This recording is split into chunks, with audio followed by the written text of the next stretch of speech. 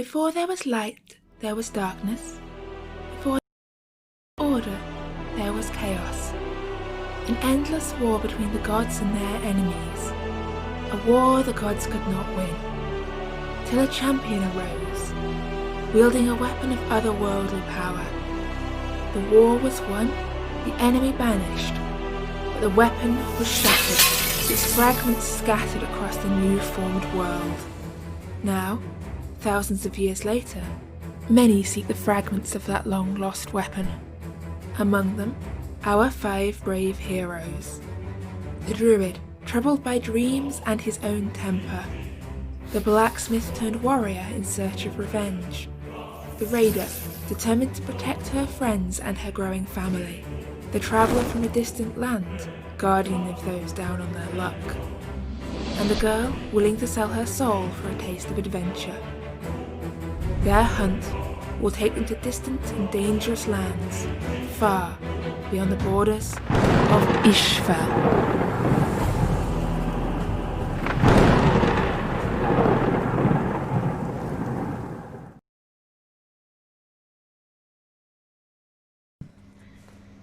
And hello, welcome back to Isfjell.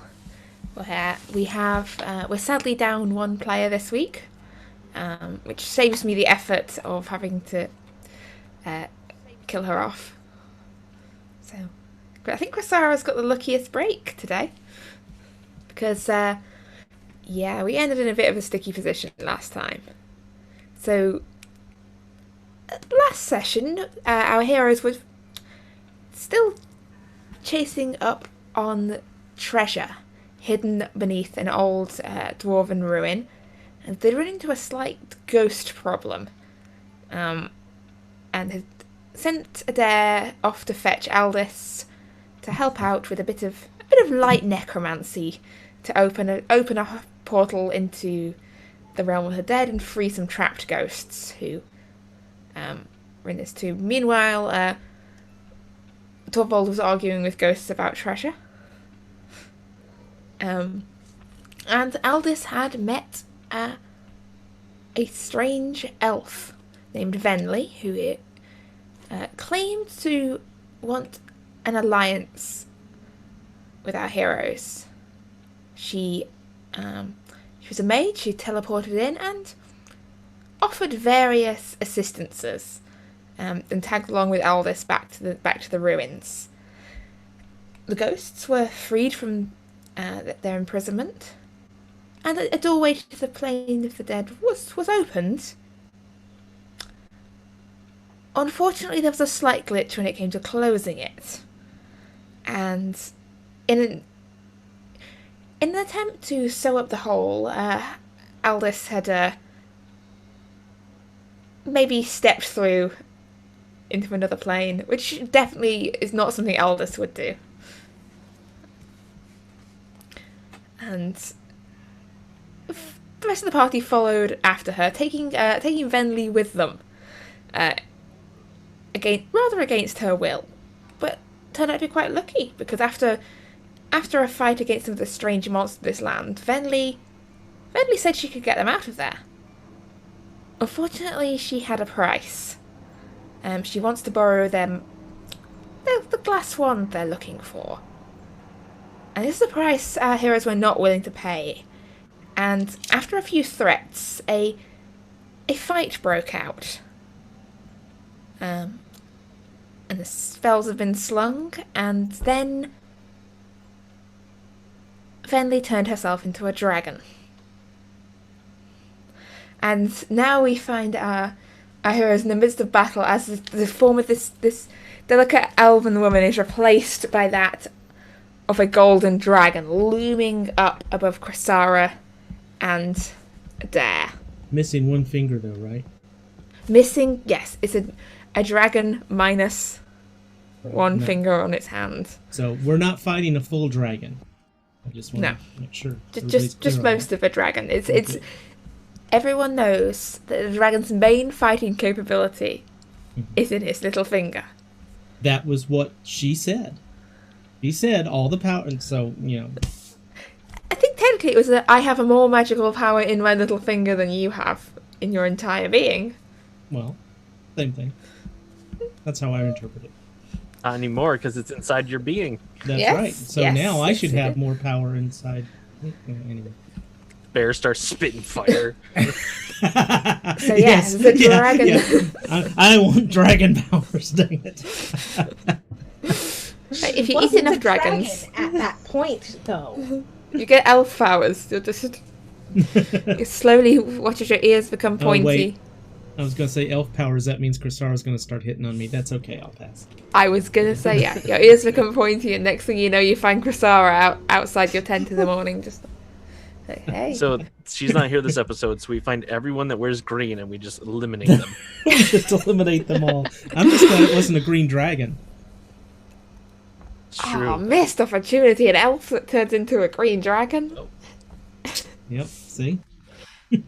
But no, I think without further ado, Aldous, your turn will be first. We're picking up where we were before. Torvald, you're up next in the initiative order, followed by Adair, and then I'll give an update in a minute. So, Okay. Aldous, there is now a dragon. What would you like to do? There is now a dragon, and I am going to I'm going to Eldritch Blast at her, and let's see if it works.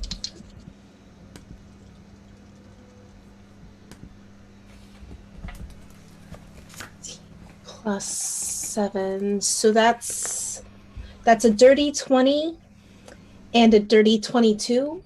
Those will both hit. Yes. I love those dirty 22s. Right? Mm-hmm. I mean, if you're rolling a clean 22, then And you're using your Natural 22. 22. like that's not a d20 you're rolling.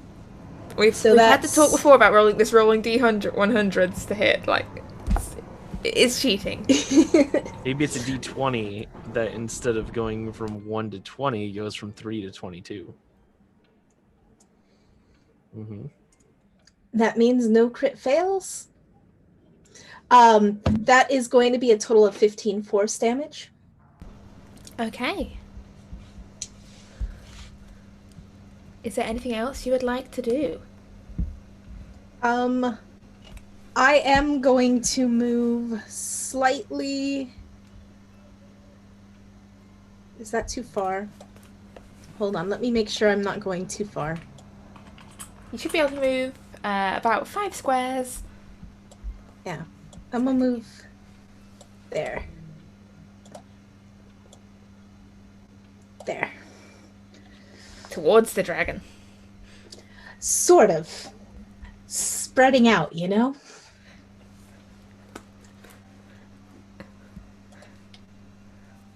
That's it. That's it. Possibly That's it. wise. Alright. At the end of your turn, Mm-hmm. the dragon is going to lash out with its tail towards Adair. Oh. Does a 16 hit? Yeah, I'm sure it does. Yep.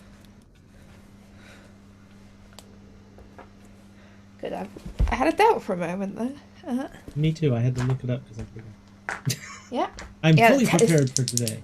This tail whips round. That is 20 points of bludgeoning damage to the bear. Okay. That hurts. That hurts. But I'm still a bear. Yeah, and Torvald, it's your turn. Adair next. All right. How are the weather conditions looking here? You look at the sky, there's just this flat greyness up above you.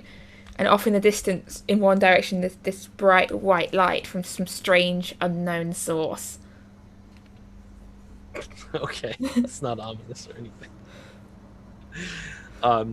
So Torvald is going to he's gonna. There is not currently a storm. There's not currently a storm. He's gonna take his hammer and he's going to thrust it into the sky as you see a bolt of lightning shoot up into the clouds, and for a moment it doesn't look like anything happens, but then you just see this dark cloud start swirling around. I'm gonna cast it basically right above the dragon, but and then a bolt of lightning is gonna come crashing down at the dragon as I cast Call Lightning. Alright, and that is a saving throw, I believe. Yes, it is dexterity, I believe, but I will double check in 1 second. It is dexterity. That will be a success. Okay, so it'll take half damage of 3d10. And the cloud, like, you watch as you call this lightning down, so lightning sort of echoes across this sky as this dark clouds draw in, and you sort of see a glimpse of shapes up there, almost like faces and forms up in the clouds, illuminated for a moment by a flash of lightning, and then gone.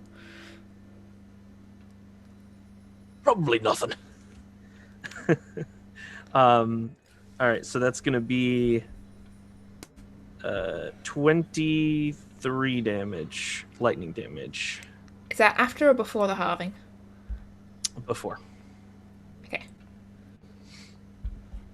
That would be impressive after the halving with 3d10. I was going to say, like, okay, I missed the 3d10 bit. And then the axe is also going to take a swing at the dragon. And that's going to be a 27 to hit. That will hit. God damn it. All right, that's going to be 8 force damage.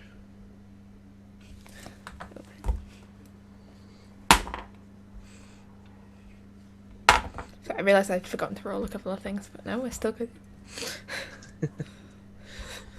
8 force damage. The dragon shies back from him for a moment. He seems always surprised that, it's being hit quite so much. You see her gaze sort of flickers round across her opponents. Adair, it is your turn. Chrysara will be up next. What stance is the dragon in? And since it lashed at me with its tail, is its tail still in my vicinity, or has it moved away? You're muted. Its tail is still in your vicinity. It's sort of oriented more to look towards Chrysara at the moment. I would like to run up the Venlee was looking angrily before she turned. I would like to run up the dragon's tail and onto its back.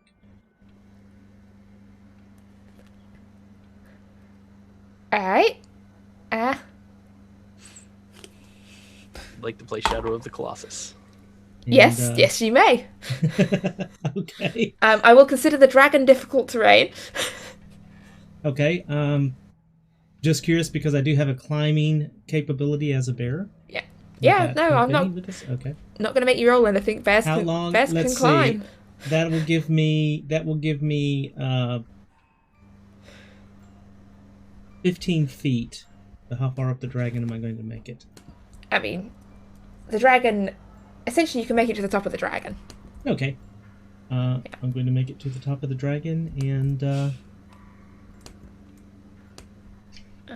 Hang on. grapple I need it. to move these. Okay.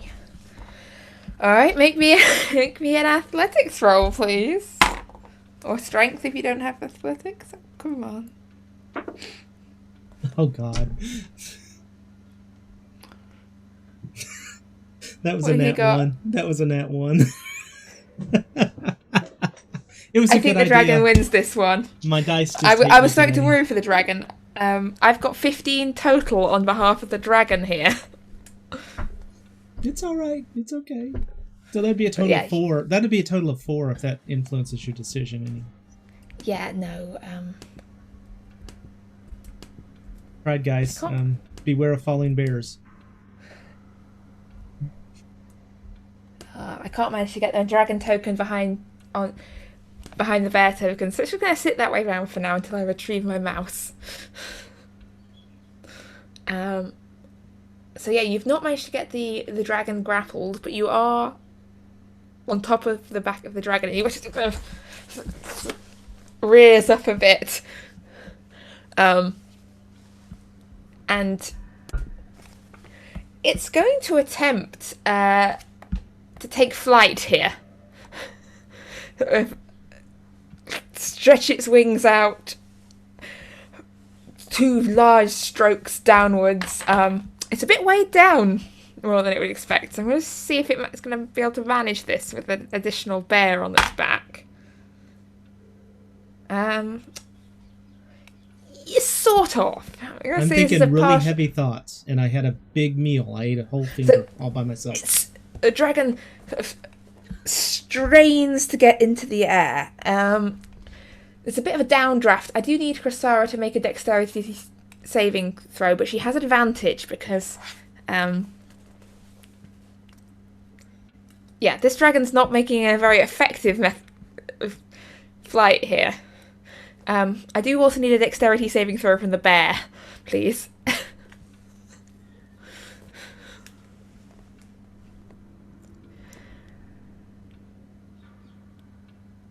You're muted.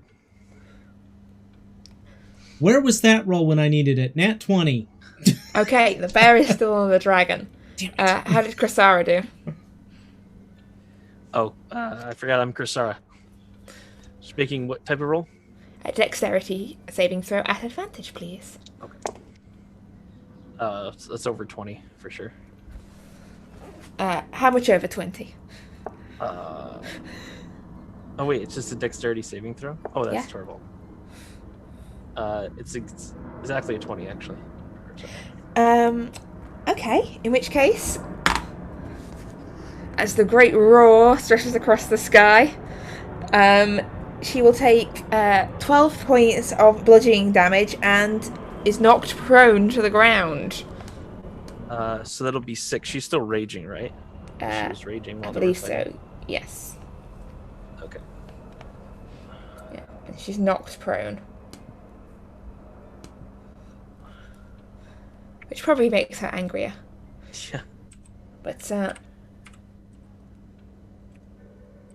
yeah, no, currently the dragon is still on the ground, weighed down by this bear, and it will be Krasara's turn, and after that, Ira.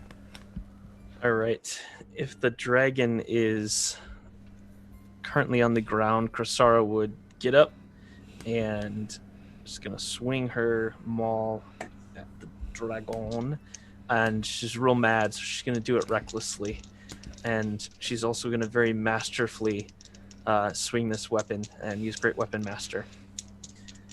Oh,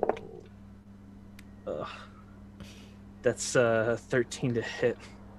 That will not hit.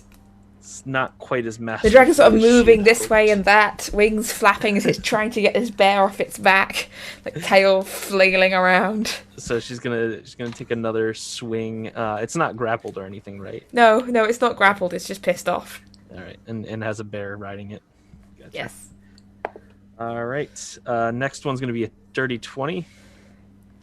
That will hit, yes. Okay. So that's gonna be. I guess we'll see if fire does anything. But her maul's still on fire, right? It was on fire. Yes, yeah. Okay, so that's gonna be 6 plus. Let's see. It's gonna be 12 bludgeoning damage and 5 fire damage. Okay. Fire doesn't seem to be burning it at all. Okay, as expected. All right, and then she'll also, you'll see this pulse of frost come out as she gives Adair a couple of temporary hit points as well as herself. So you have 3 temp hit points. Okay. Okay, and no one else is close enough. And that's the actions. That's pretty much it. Okay, in which case, Ira, it is your turn. Dragon, you will be next. Great. Okay. Cool. So Ira will go ahead and run up closer to the dragon. Kursara seems to have been taking the brunt of the beatings, right? So she will stand here. Actually, she'll stand a little bit closer so she can attack. Kind of wedging herself between Kursara and the dragon. And then she will take out her sword and strike. And that'll be with smite if it hits. Let's see. 18 to hit? Question mark?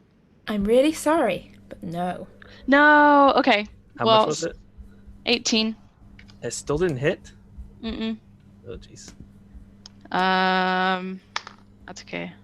Well, then that definitely doesn't hit. That was a 2.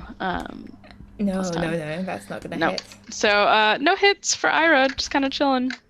She slices at it twice, and nothing connects, so she just kind of stares at it angrily, pulling back from the ancient times of the beginning of this party, where she would just stare menacingly at the trolls. Okay, yeah, so your sword, so it just glances off this polished golden hide, and so I'm just doing some quick measuring here. It's pretty.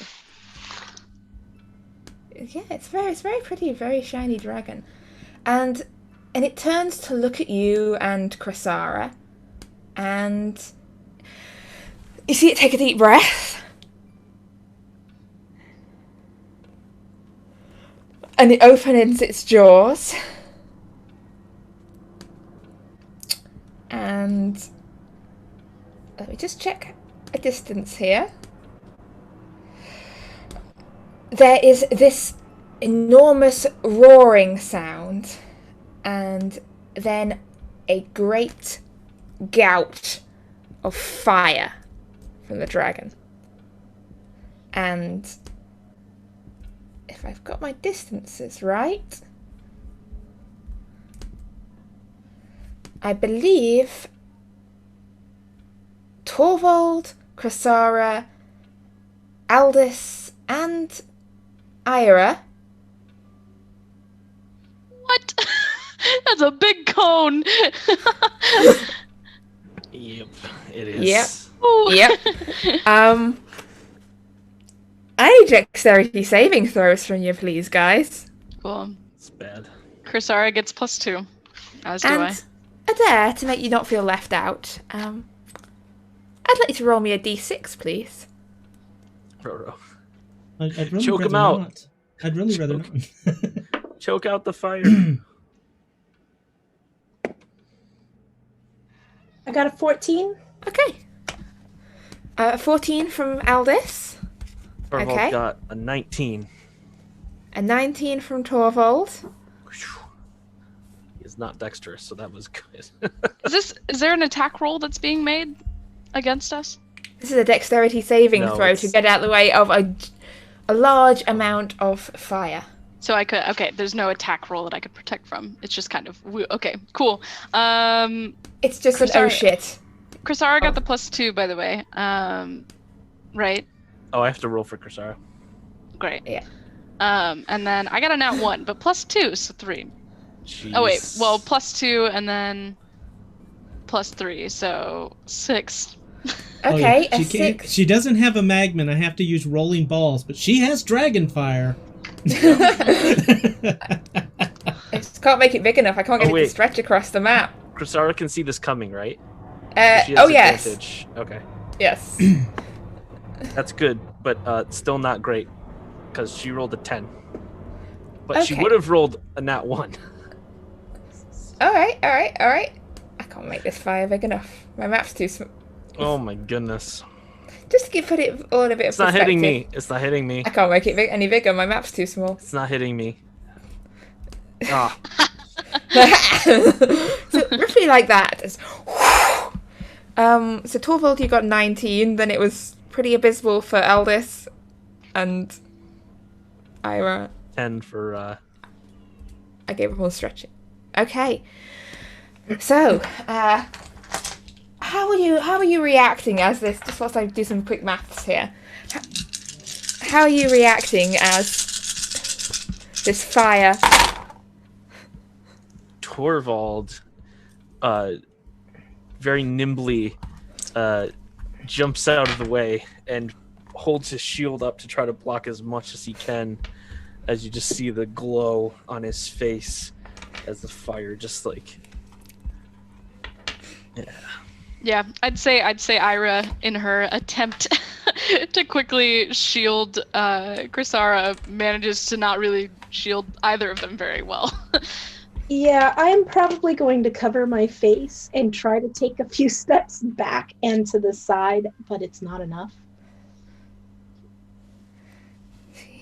I'm gonna wonder why everybody stays on the ground in front of a dragon where, you know, the mouth opens and the bad stuff comes out. Hey, I am trying to get out of this I'm round. kind of far away. I wasn't really expecting it to be that big. Okay, everyone whose name is not Torvald, you take 48 points of fire damage. Cool. Okay, Crisara Hey, is I down. am going to use my Hellish Rebuke as my reaction. So that's a Dex save. What kind of it- damage does Hellish Rebuke do? Hellish Rebuke does 5d10 fire. I would not do that if I were you. Crisara's fire damage did nothing to it. Remember? It's reflexive. It failed. It doesn't seem to bother. It doesn't seem to bother to dodge at all. So To be clear, Wait, I got so hit it in doesn't some take- backblast. Sorry, go ahead. No. I was just asking you to roll a d6 to save me rolling a d6 or something else. Okay. D&D Beyond won't let me lower my health, therefore I didn't take any damage. Okay. I'm not sure. I'm not sure what's going on, but I may need to She's track immune my to health. damage. That means And- Crisara's immune too. Okay, Torvald, so I believe it was I'm- 24 for you. I will track my 24. health on paper. 24. But, okay, so my Hellish Rebuke just didn't work at all. as in your Hellish Rebuke works, it doesn't seem to do any damage to it. No damage whatsoever. No Yeah, damage 'cause it's whatsoever. fire, just like Crisara's hammer. And then a dragon sort of crooks its head back and forth and looks down at Crisara, just gives her like a little nudge with one claw and cocks its head sort of sideways towards the rest of you.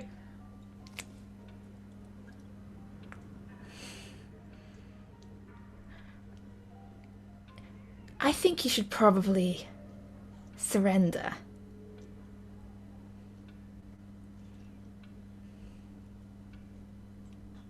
I'm pretty sure that's not what Crisara would want. Whose turn is it, by the way? Next. And it is now Alice's turn. That's Aldous' turn. All right. Yes. So basically, as soon as she says that, I'm gonna lob two more what's it called? Eldritch blasts at her. I'm gonna aim for the wings though. Okay. Apart from Crisara, are the rest of you still standing? Yeah. Oh wow. Yeah. I'm Crisara impressed. was kind of beat up. That was the first real damage most of us took, I think. Okay. Really wishing I had prepared different spells. Was not expecting to fight a dragon. Well, we did some fighting before this, so all of my spell slots are spent, basically. Also glad I conserved spell slots. Was not expecting to fight a dragon, but So I've rolled 1 natural 20 and 1 4. Okay, Plus 7 to both. The natural 20 will hit. Roll double the dice. So that's 2d10 plus your modifier. Because you've got agonizing blast, I believe. 9. 9. To the wing. Okay.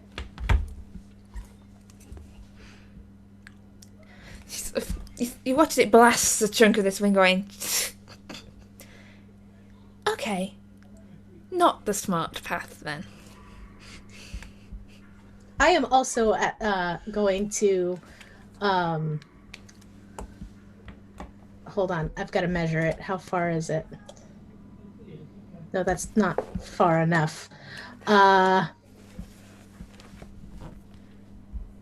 gonna go right here, underneath, like just the edge of the tree right here, so that I'm out of a cone, or somebody is not in the cone. It happens again.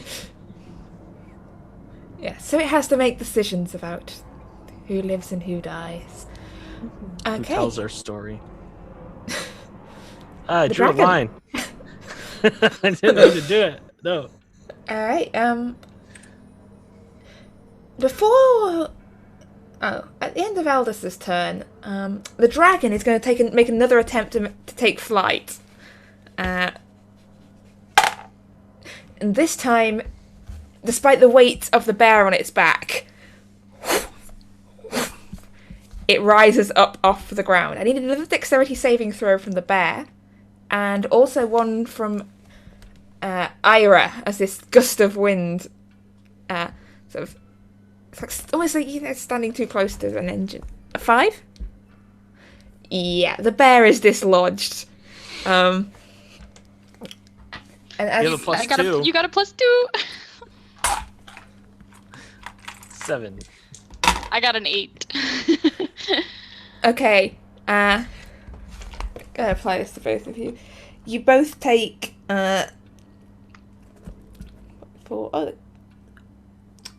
10 points of bludgeoning damage. Ira, as you're knocked backwards and have a bear land on you, and a bear as you drop out from the sky and land on an Ira. As the dragon flies up, it's now sort of 20 feet off the ground, wings spread. And Torvald, it's your turn. All right. Torvald is going to GTFO. He's going to back up, kind of get out of cone range as much as possible. Scatter! Scatter! And then you're going to see this bolt of lightning kind of come down and strike the dragon from the sky. Was that a concentration spell? Do you still have concentration? Oh, I have to do a concentration check. Thank you. I did get hit. What's the DC on that? It is half the damage or 10, whichever is highest. Half the damage was, I think, So I did that would be 24, 12 is the so it should be 12. Yeah. And I have advantage because I'm Warcaster. I definitely passed because both dice were above 12. Okay. I have a Good plus 5. Okay, so have concentration, dexterity saving throw. Oh yeah. From Call Lightning. Sorry. That'll be a success. Success, okay. So it will take 1/2 of 20 lightning damage. Okay.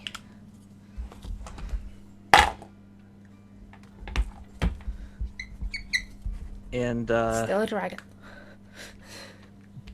just to clarify, a death saving throw, if it's a crit fail, is 2 fails. If you roll a 1, is that accurate, or is it just like, how do you do it? I can't remember the book rules.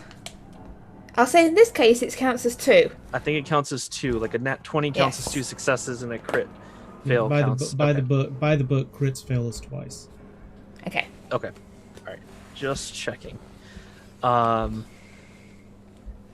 and then it's flying in the air. So I'm gonna have the axe is gonna fly up 20 feet with it, and as we get another 3D battle, and it's gonna swing at the dragon. Ooh, 27 to hit. That will hit.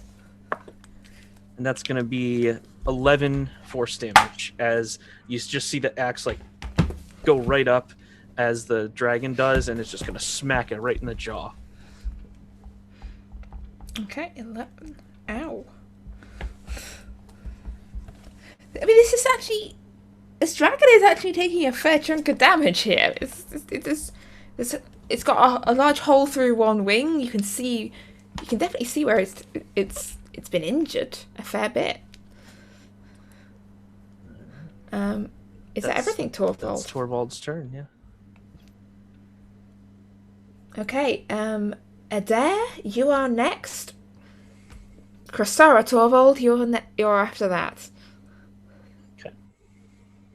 So who's making the death saving throws? Who's in the worst shape? Cressara is downed right now. She's unconscious. Yeah. She's unconscious. And not doing well beyond that. I am going to shift back into me form and do a Cure Wounds on Cressara. For 15. 15 for Cressara. Still prone, but 15 HP. And I'm going to suggest to Ira that we spread out so that the dragon can't get us all at once. And I'm going to move off 10, 15, over here. Ways. Because I don't know where I know the dragon went up. I don't know if it was straight up or... It's currently just... Everyone's like, scatter! sort of up into the air and sort of holding its position. Okay. And that will be it for me. Alright. Cressara, you come back to consciousness. You're feeling really a bit out of it, like not quite yourself at the moment, like head spinning, can't get your thoughts in order. You can't really remember what you were thinking a few seconds ago.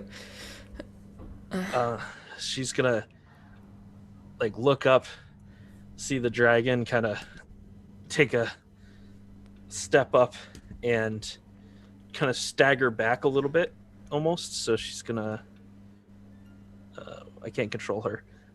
She's gonna move. Oh, sorry. It's like half movement, so she should have 20 left, I think. So she's gonna kind of move backwards like that.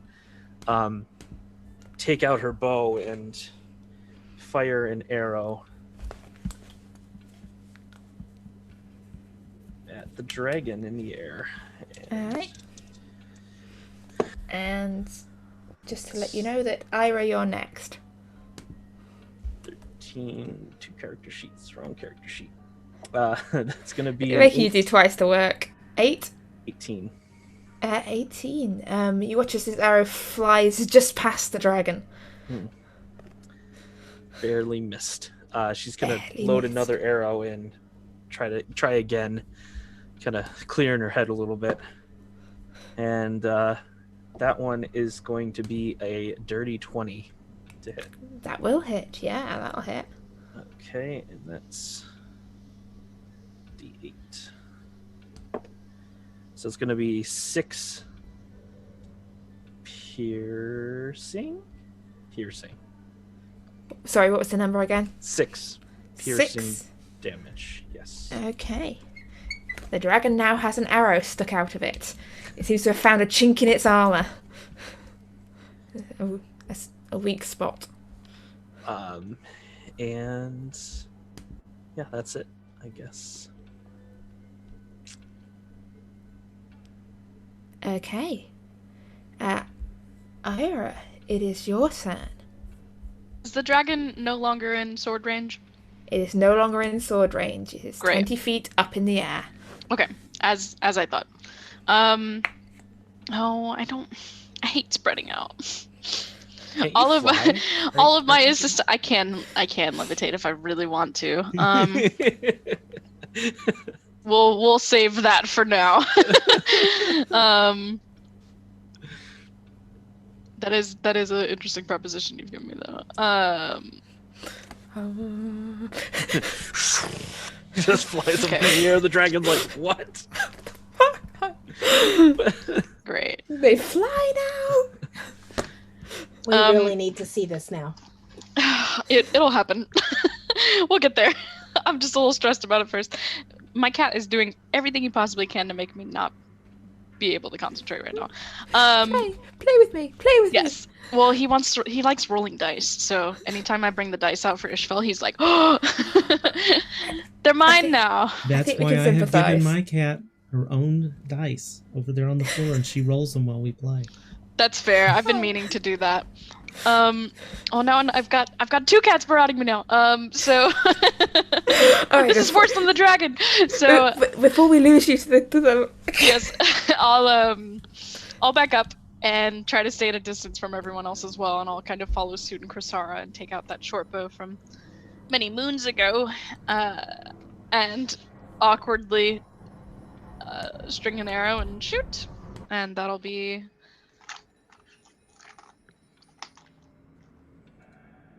I moved where my dice were in comparison to my food, so I almost rolled a wonton. Ooh, that'll be a Roll a 7 to natural hit.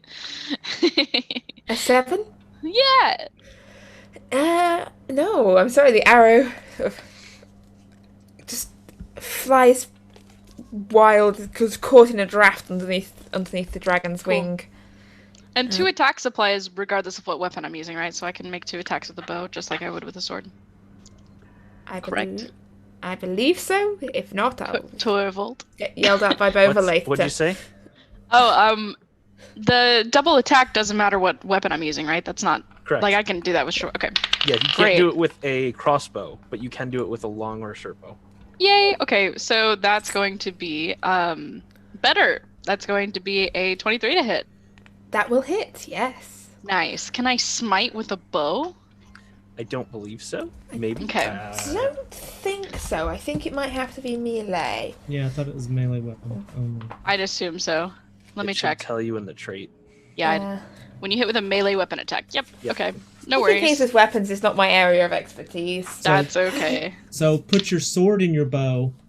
Yeah. And shoot the Well, hold on. We'll wait until I'm levitating until we do stuff like that.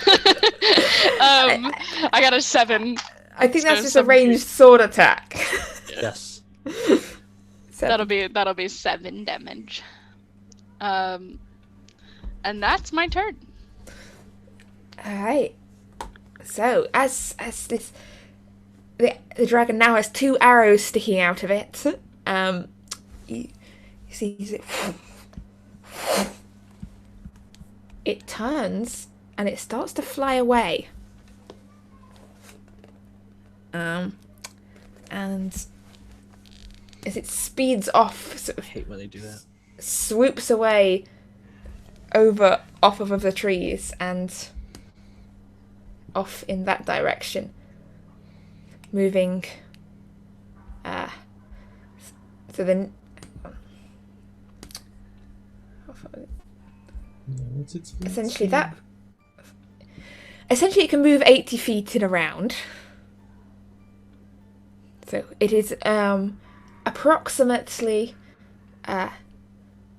80 to 100 feet from you, depending on which of you. Well, slightly less than 80 for Adair. So Adair is about 70 feet from you. Okay. Aldous, I'd say it's about 100 feet away from you as it swoops off into the distance away above the trees. And Aldous, it will be your turn. You're muted. I am going to unmute. Okay, so I am going to just try another Eldritch Blast at her. Because it's... Yeah, you can. She's still in your range.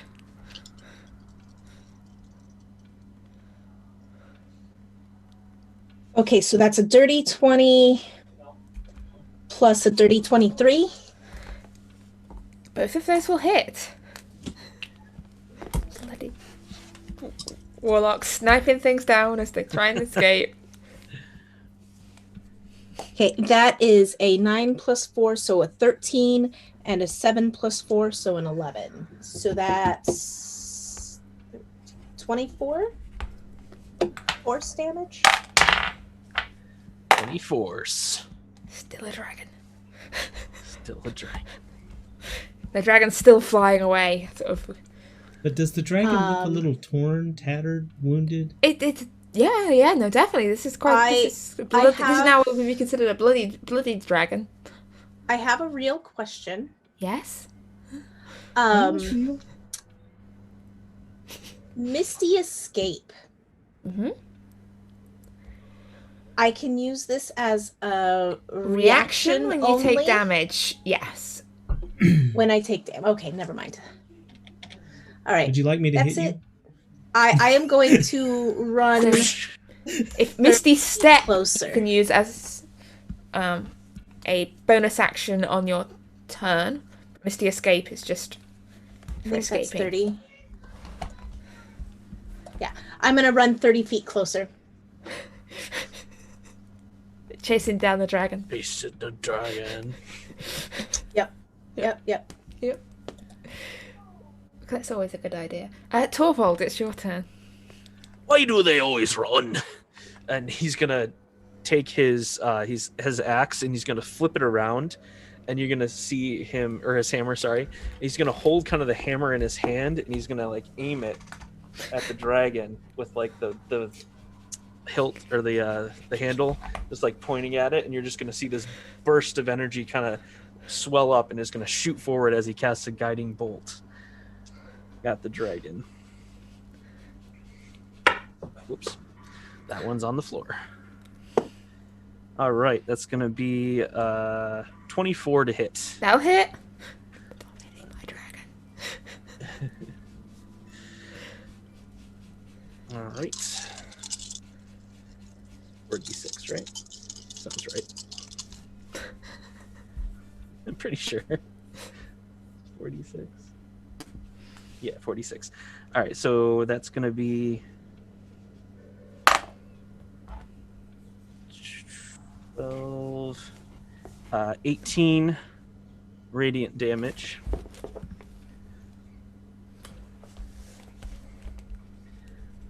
And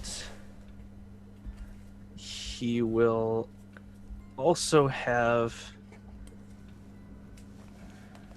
the hammer move 20 feet closer. Not that it's probably going to be relevant as well. All right. Adair. The dragon is disappearing off into the distance. Torvald will also run closer. Yes. I'm going to move 30 feet closer, and while doing that, is there still a storm from that earlier call lightning? There is. I still have it. Yes, there's still a really weird, eerie storm going on up there. Well, we've done this before, and I'm going to ask. Yes, can I use that yes, storm? Yes, you can use that storm. Then Thunderer. Well, I think you should ask Torvald actually. May I Yes, use you your have storm? permission. You have permission to touch my storm. Thank you very much. His Thunderer. Only for you. Smite that beast. And that's going to be a some kind of a saving throw. I knew what it was, and then I looked away and forgot. It's dexterity. Dexterity, yep. 15. Oh, that'll be a success. It is a success. Well, that's successes. It's a success. So half a 19, so 9. 9. Darn. I was wanting to hurt him so much more per hit. And that'll be it for me. I think it's probably a female dragon. Yeah, well, I didn't check. And, you know, if it changes shape, who knows what kind of lies it tells. Yes.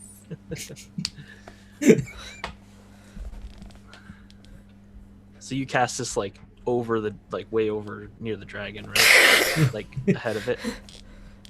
Yeah. Because it's 120-foot range Mhm. of a point you can see, and then it's 60 feet wide. So It's just a little bit of static shock on the nose, right? just a little. Just a little bit. Alright. Chrysara, you can see, you've got your bow in your hand, you can see the dragon flying off into the distance. So Chrysara is how far away from the dragon? 65. Probably This about... isn't accurate, I don't think. No, that was just in case I need the Oh. token again. Yeah, Oh. No, the dragon is about 100 feet away from Chrysara, probably. 100 feet away. Okay, that's fine. So Chrysara is gonna take the bow and fire a shot over there. See what she can do. That's a nat 1. That's not gonna hit. No, that will not hit. Oop, that landed in the tray. That one's a dirty 20. That will hit. Okay. That's gonna be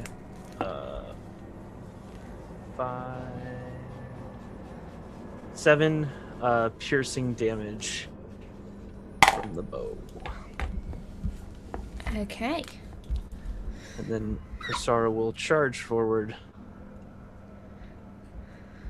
40 feet. It's hard to tell from this distance, but you'd think the dragon is sort of struggling a bit in the air as it flies away. It's definitely having a hard time of it. I still can't move Chrysara, but like right here. It's 40. Okay. Ira, it is your turn. Roll us some wontons. So yes, that's the goal. So from what I understand with bows, there's like the ideal range and then like the maximum range, right? Yeah. Yes. And if I shoot in the maximum range, it's at disadvantage? I believe so, yes. I always forget. I never use bows. I never use bows. I never use bows, so I have no idea. I only You have a ever short play bow, right? casters, basically. Yeah, I at have the a short moment. bow, so I know I have 80 as my distance, but then there's like the long, like the longer distance for 320, but that's a disadvantage, I believe. Yes. Yeah. That's what I thought. Okay, cool. I have approximate knowledge of all things. So I will go ahead and now that So I'd say you could fire from where you are standing at the moment at disadvantage. Or technically, if you like run forward 30 feet, you'd probably just Would I just make it? tail end of Okay. normal. Yeah, you just make it Excellent. into normal range. That'd be great. Then I will go ahead and do that. This puts me closer to the group anyway, so I'm happy about that. And then I will go ahead and take a shot again. And that's not, nope. Try again. That's still, I'm pretty sure a nope. Let me check. Yeah, it's a nope. Nope. They're both no's. No. So Ira as- is not bow savvy. With arrows sort of peppering its retreat, the dragon picks up its pace and sort of wings struggling a little but flapping at sort of double speed as it dashes off over the trees and off another sort of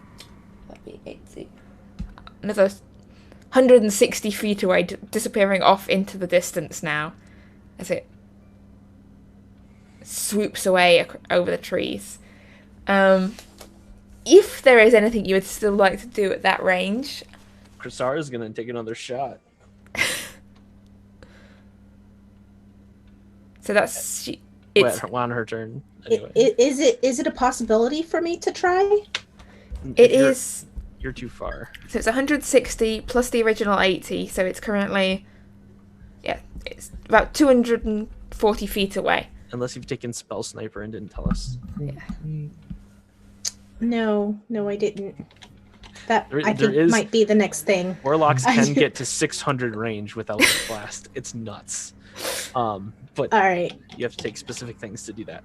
It's like Well, I'm not even we'll in have that a fight. talk I'm in that later fight on over the there. next- We'll have a talk on the next time we level up so that I know what I need.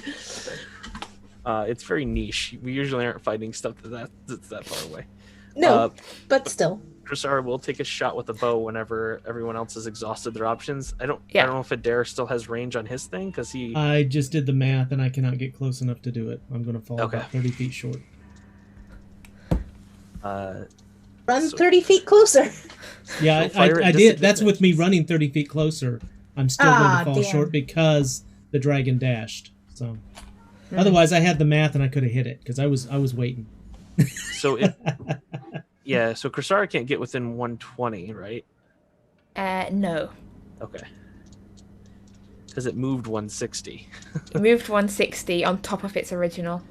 Jeez. Okay. Now I wish I had taken Longstrider. Let's go. Oh no, that's one of the dice would have hit, but I'm guessing an 8 doesn't hit the dragon. No. So she'll take another shot. I think you've captured her personality perfectly here. Yep.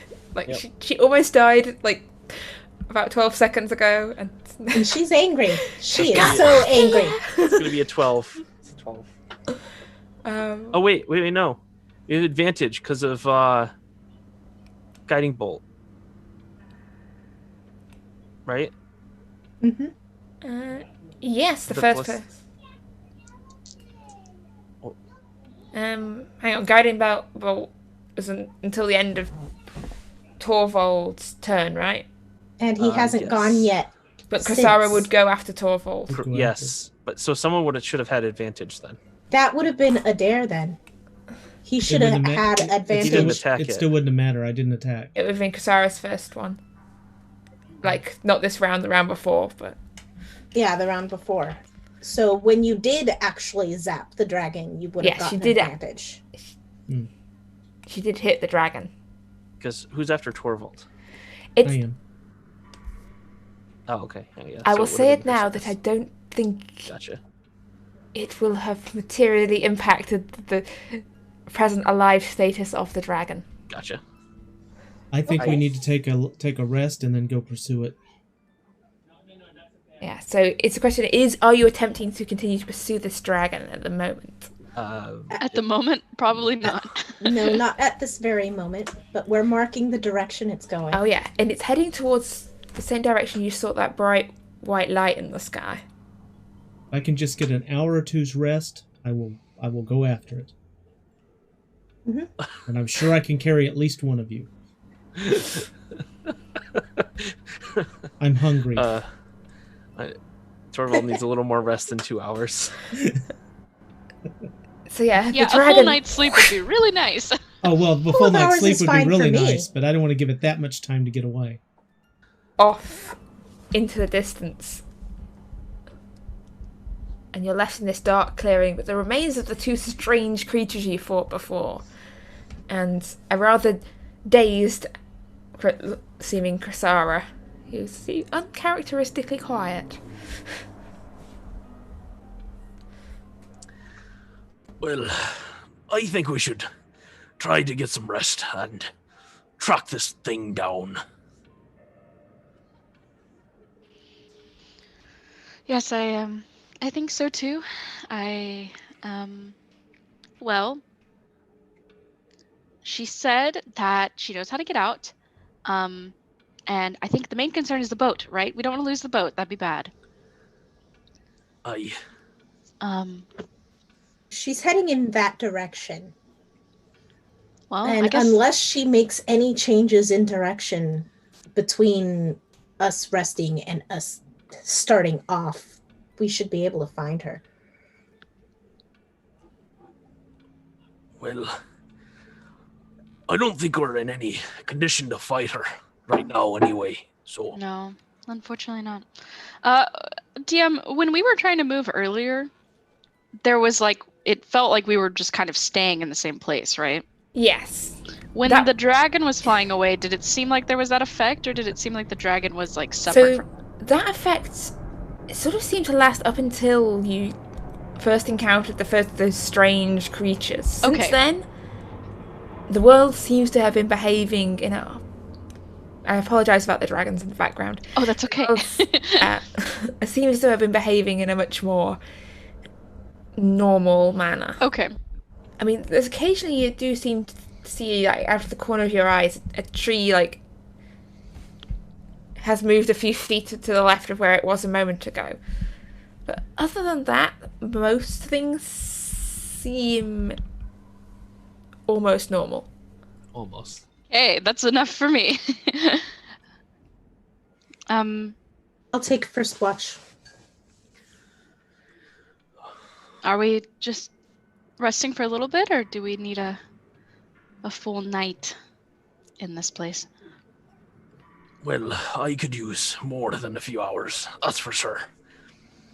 And, well, I'd like to kill that dragon too, but it's not our first priority. We should be trying to get out of here.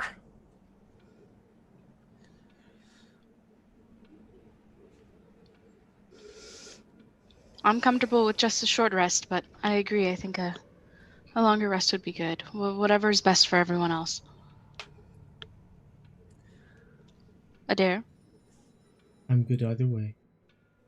I'm happy to take Alright, first well. watch as well, because I think I'm wounded less than the rest of you. Aldous, will you take a later watch since you can see in the dark? Can we tell what kind of day, like what time of day it is? Or is No. it It's just different here? stagnant, yeah. It's like how California's been the last couple of days. It's there's a sinister haze in the sky, but just grayer rather than apocalyptic. Gotcha. But yeah, the bright white light doesn't seem to have moved position at all, really. It's not like it's higher or lower in the sky like a sun. Everything's just this eerie twilight. Does anyone need urgent healing, or are you going to let rest take it and assume you're not going to get attacked in the middle of the night? Day. Rest. Period. I think rest is fine. Rest should be fine. I'm at 1/3 of my health, so. That's oddly specific. Yes. I've got a health potion if it's needed. Well then, I think we should do this to make sure we're safe. And Torvald will he's gonna hold his hammer up in the air, and there's gonna be a lightning bolt that kind of shoots up again, but instead of creating the storm, it actually disperses, and as the cloud clears, you see this dwarven angelic figure kind of crash down to us, and it just kind of stands there with a shield and an axe. Yeah. As I cast Spirit Guardian, Call God Dwarf. Call God Dwarf. No, they're so close together. I get the two confused so much, but it is Guardian of Faith. Is that one? And then there's Spirit Guardians. Guardians, yes.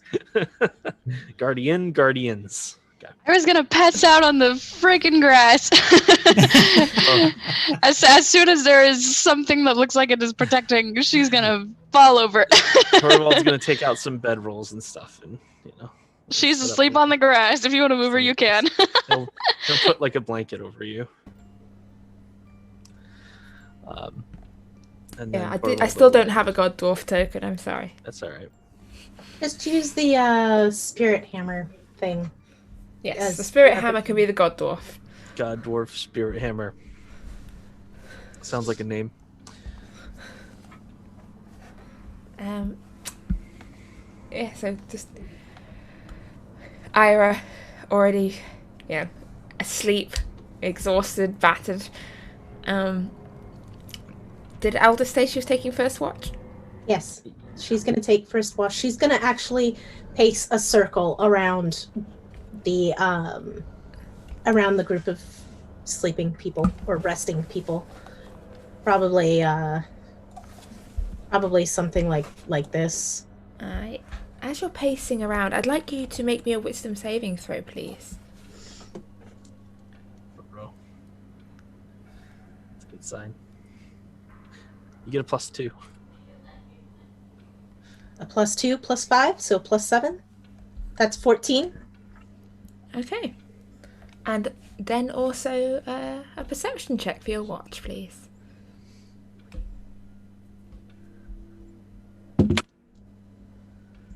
That's a 19. Okay. So as the others are setting up camp and beginning of this rest, as you pace a circle around, you can see occasional glimpses of movement off between the trees. You hear further into the forest occasional sobbing moans, voices sort of whispered and laid over each other, calling out, like, please, hello, anybody out there? Hello. I don't respond. Please. I just keep an eye out and I keep circling. And the sky above is this unchanging grey, like it's not clouds, it just is a nothingness.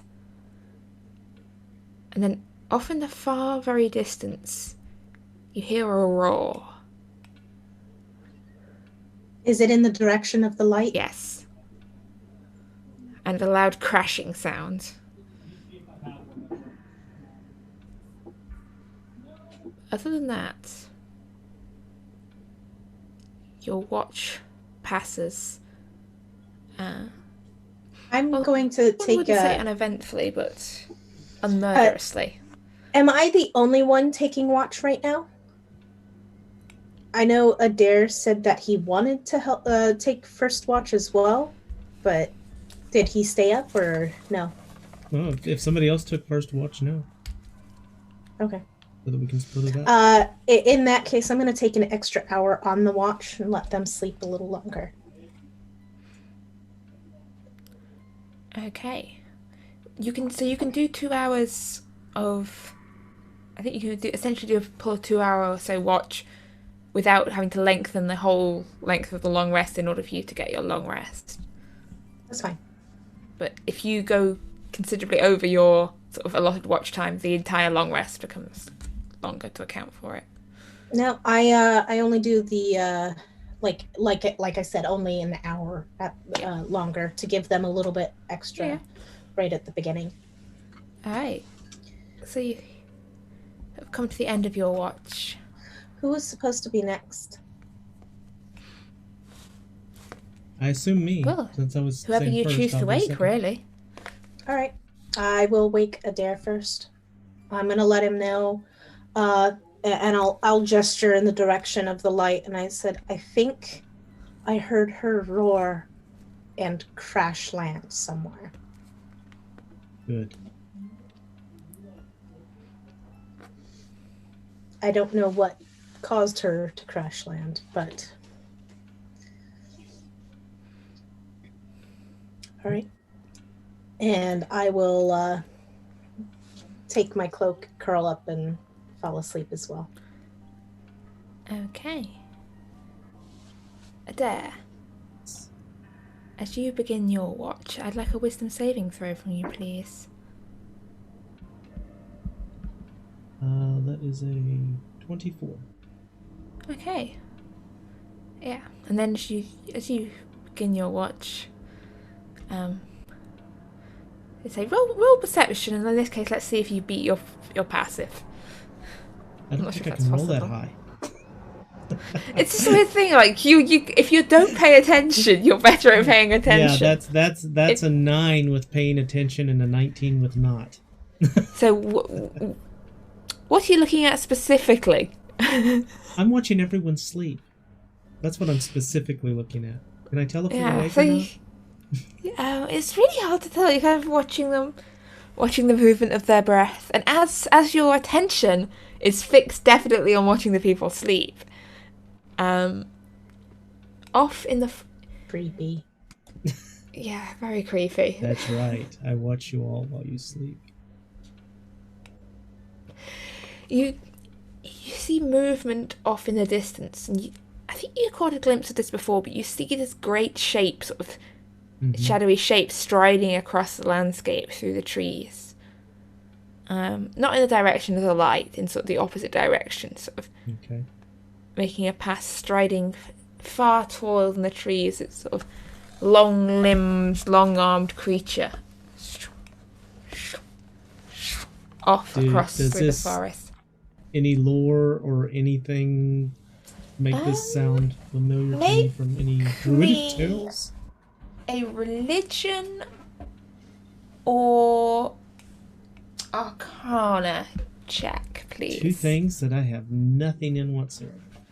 Okay, I'm trying to think if there's any. That would be a 12. Okay. I'll say with a 12, like, you don't know a whole lot about what the hell this horrible place is that you've come to, other than it seems to be from what the ghosts have said. You'd suspect it's possibly something to do with the realm of the dead, or something to do with death. And you've heard stories of that place and the horrible creatures that dwell within it, including sort of the monsters, sort of far worse and far more dangerous than anything you would find even in sort of the forests, even in sort of the worst parts of the world that you know, and the worst parts of the books that you have pages of. As for what this is, what you know from stories is that this might be a night walker, which is a being not even of this place, a being from somewhere far worse than here, from a sort of a remnant of an older time of the chaos that came before the making of the world. And possibly even a creature that is referred to in the old tales as an outsider.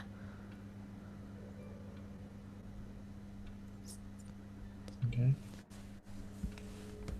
And probably not a good idea to go near. Got it. Balrog. All set.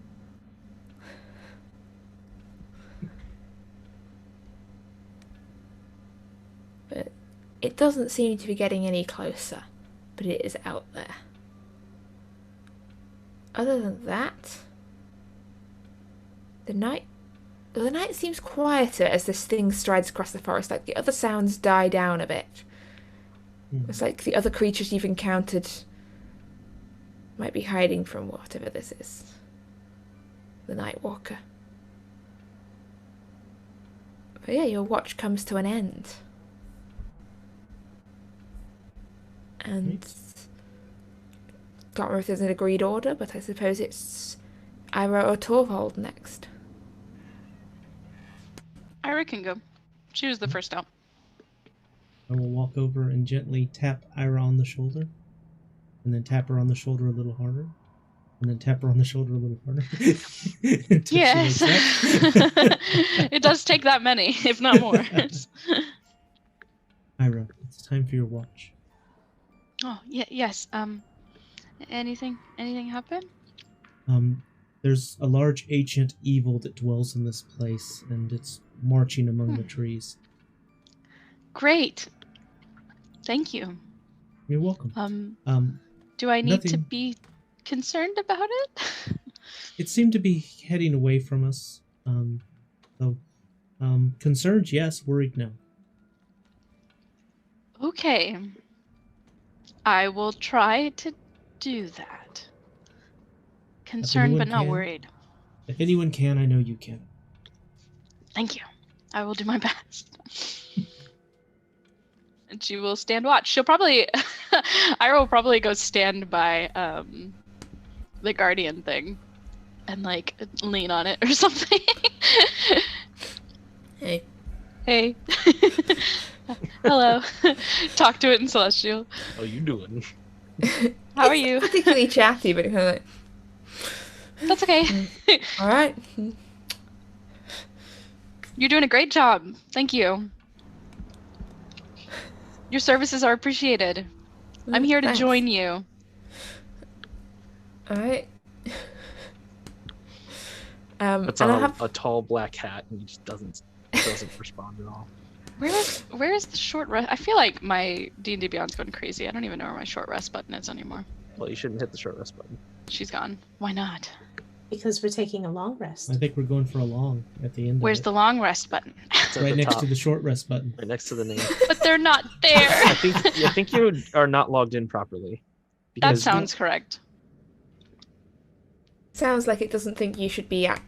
you might be But logged in as someone Are else. you the real Moira? That sounds correct. Let me log in, actually. That's probably why you couldn't change your health. Nice. So now you can properly appreciate how dead you are. I am fully, properly appreciating it now. Thank you. Okay. All is well. Okay, in which case, can I have a wisdom saving throw from you, please, just to begin with? Yes.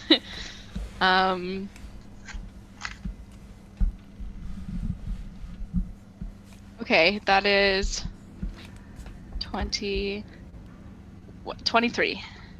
Okay, followed by a perception check. Let's see how this watch goes. Wisdom save so far?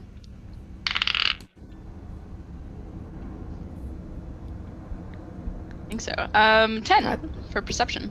Okay, whatever this ancient evil was that Adair was mentioning, it's either too far off in the distance or you can't really make it out. You hear a distant roaring sound. Amazing. I need to run a game that is just set at an airport, I think. It's the only appropriate action at this point. There you go. But, yeah, other than that, you hear rustling and noises from off in the woods, but nothing that particularly I ignore them. leaps out at you. They make me uncomfortable. Please help us. chooses to be on watch, but doesn't want to watch anything. Cool. And that brings us last but not least to Torvald. Right. Torvald. Hi. So when Adair woke me up, he said that there was like an ancient evil that I should be concerned but not worried about. Ancient, right? That's what he said. Yes. Something like that. Something very bad and scary. But not scary enough to where we should be worried, only concerned. That was a very distinct difference that we agreed on. So a normal day for us. Yes. So I didn't see it anymore than what Adair had mentioned. I didn't personally encounter it, but something to be wary of. All right. Thanks for that. Of course. I'm gonna go back to sleep.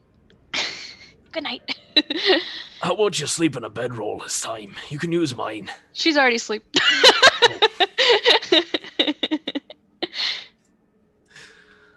Well,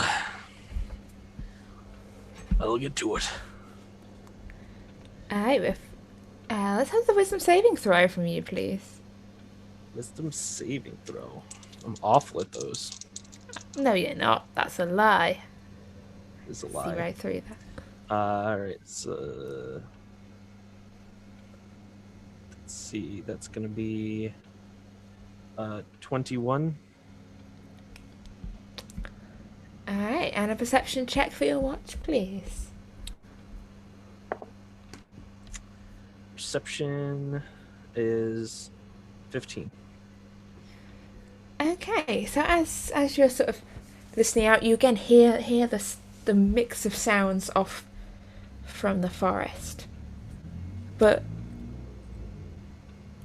you can see this light off in the distance, and you hear from off in the distance sort of the roll of thunder, and you see. Well, first you see an extra white bright light, and then you hear this roll of thunder. As somewhere off in the same distance as the white light, lightning strikes. Once. Twice. 3 times. We were supposed to start the stream at this point, right? Yes. Yes. And you hear a voice roll out from the heavens. Once, twice, lightning bolt. What? All right, welcome back. It was 3 lightning strikes. Yes, about a few seconds apart from each other, off in the distance. Approximately 6. More or less. Okay. Yeah. Might be a coincidence, but maybe not. What do you think? I'll look up at the Guardian. The Guardian shrugs. Gives a little nod. Well, thank you for your service. We appreciate it. I don't think I don't know if you speak Celestial, so I don't know. I don't. No, so it's just like, yeah. Mm-hmm. Don't. Unless he speaks dwarf. I don't know. So Torvald will just continue his watch, keep an eye out, ponder whether or not that's some weird trickery of us, like, having a battle. It's some weird effect of this world. Who knows? But yes, Torvald, you managed. The rest of your watch passes by, and you have all successfully completed a long rest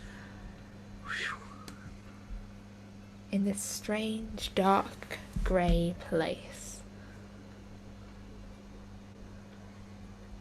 And the light hasn't changed at all. It's not like this morning. It's just you're feeling more rested now, but the same grey, oppressive nature still stretches across this place.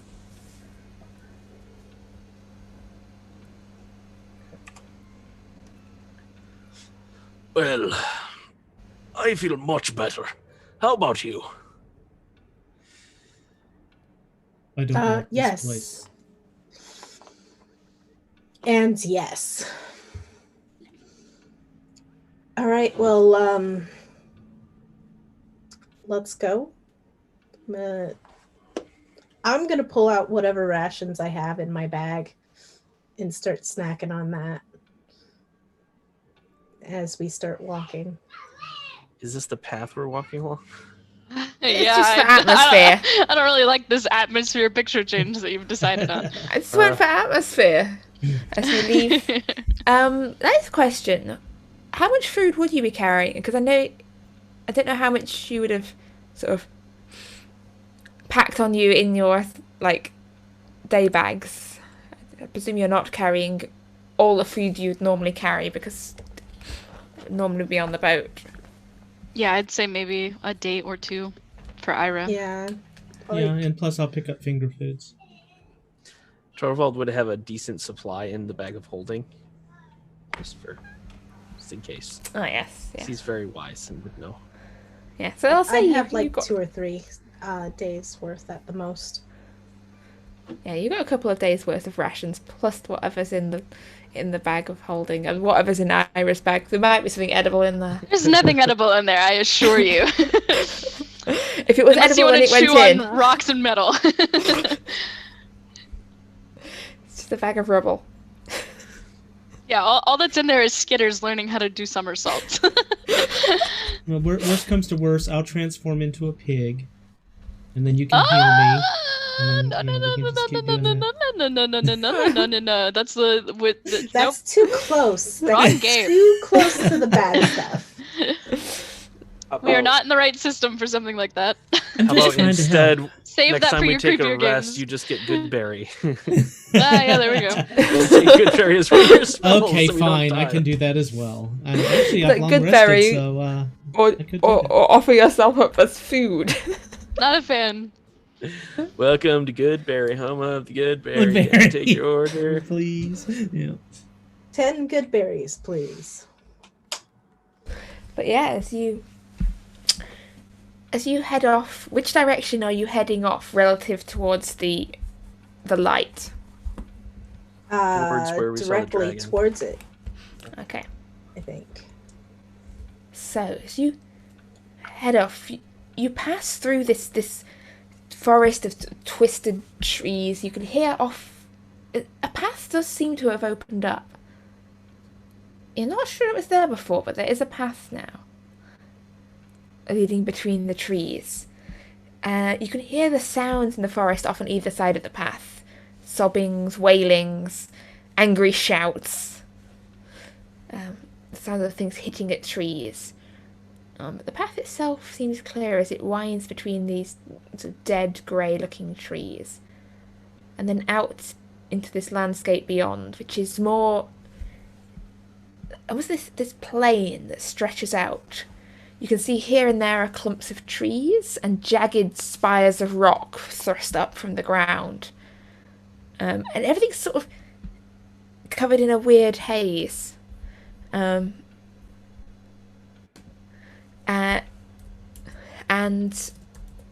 it's hard to... that you don't really have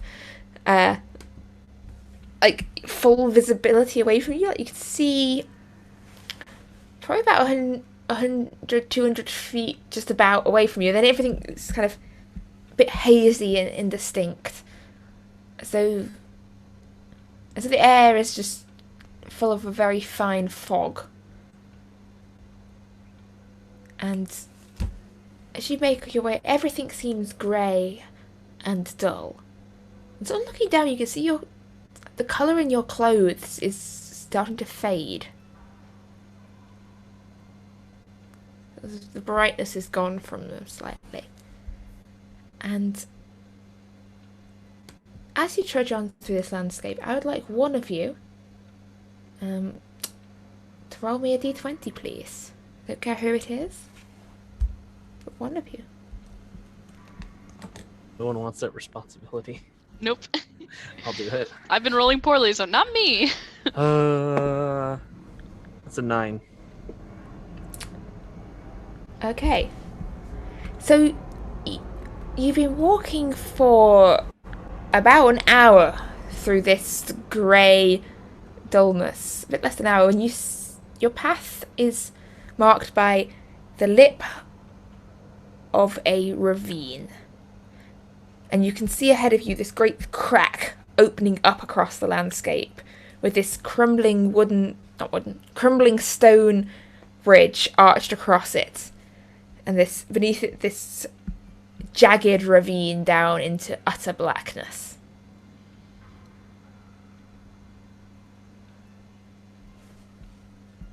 How structurally sound does it look? Well, Mr. Stone Cunning, I'll say, maybe a perception check with, I can't remember if it's advantage or you get proficiency. Double or proficiency. Double proficiency. Oh, jeez.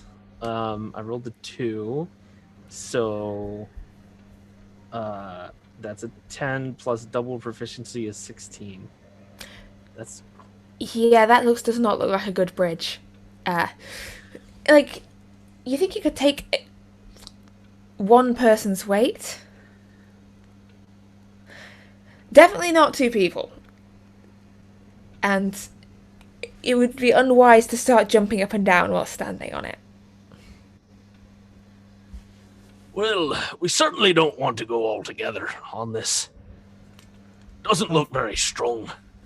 How far does it look like it extends?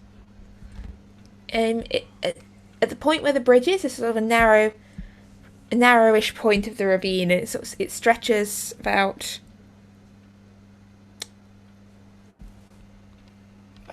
15 feet across at that point. Is the narrowest point of it. And then it sort of widens out on either side. Is there any particular point that looks more precarious than others? Like maybe it's damaged or something? It's more that it looks just very precariously balanced. Like there's no more. It's sort of a dry stone bridge. It's only the forces of the stones holding them in place, and sort of one wrong step at the wrong angle might knock a stone out of place, and the whole thing collapses like a Jenga tower. Gotcha.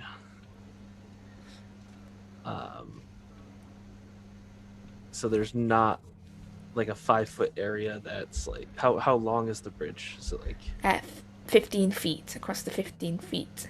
15 feet. Okay.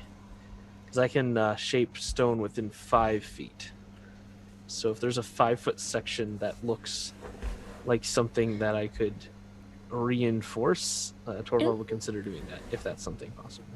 I mean, the precariousness comes from the fact that it's, you know, these unattached pieces of stone. You reckon maybe if you could merge or glue them together, then maybe that would help. I can fly you across, and then I can stay airborne and scout the path ahead. Well, that sounds better than my idea. I can also levitate, but I have to have something to push off of. Or I could levitate one of you and push you. A dare? Well, I can fly on my own, so and I can carry one of you at a time. You know. So Well, it's only 15 feet, so why don't you ferry us over there? All right. So I will Great Eagle, and All right. carefully and gingerly grasp them in my talons and carry them across. Except for Torvald, who I grab by... No. Just joking. All right, so you pick them up one by one, and Torvald puts the spider climbing Yeah. headdress on. Just attaches himself. as you cross it, and as you fly across this ravine, you can see you cannot see a bottom to this ravine.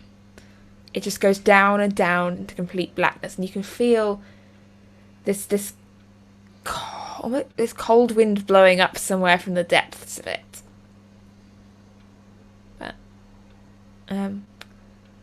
yes, it's just a crack in the ground, and you're able to get everyone across very easily. It's not a long trip for an eagle. The eagle has landed. And yeah, you land on the far side of the ravine, all safely across. How high can I go up and still have a good view in this, what appears to be misty, cloudy, nasty... I'd probably say about 200 feet up. Oh, well, I wouldn't have to go that high then, maybe. I would like to go up and kind of scout ahead and see what the path looks like. Okay. So, continuing, how fast does an eagle fly? 80 feet. Roughly compared to... Okay. So as you head off scouting that direction, I'd like you to roll me 2d20s, please. Can I roll them again? No. That's a 2 and a 4. Okay. So, you see... This landscape seems to sort of continue on as very similar to the landscape you've been passing through before. This grey, dusty ground, jagged shards of stone rising up, the occasional dead-looking tree.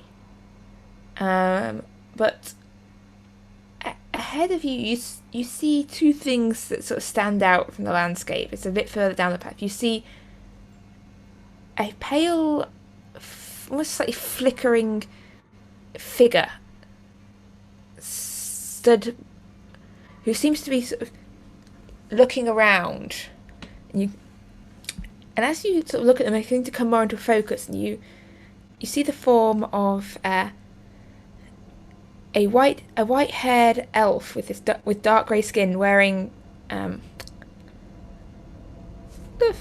a rather tatty, bloodied clothing, and as he turns, you see this large hole where the centre of his chest is entirely sort of missing and gone.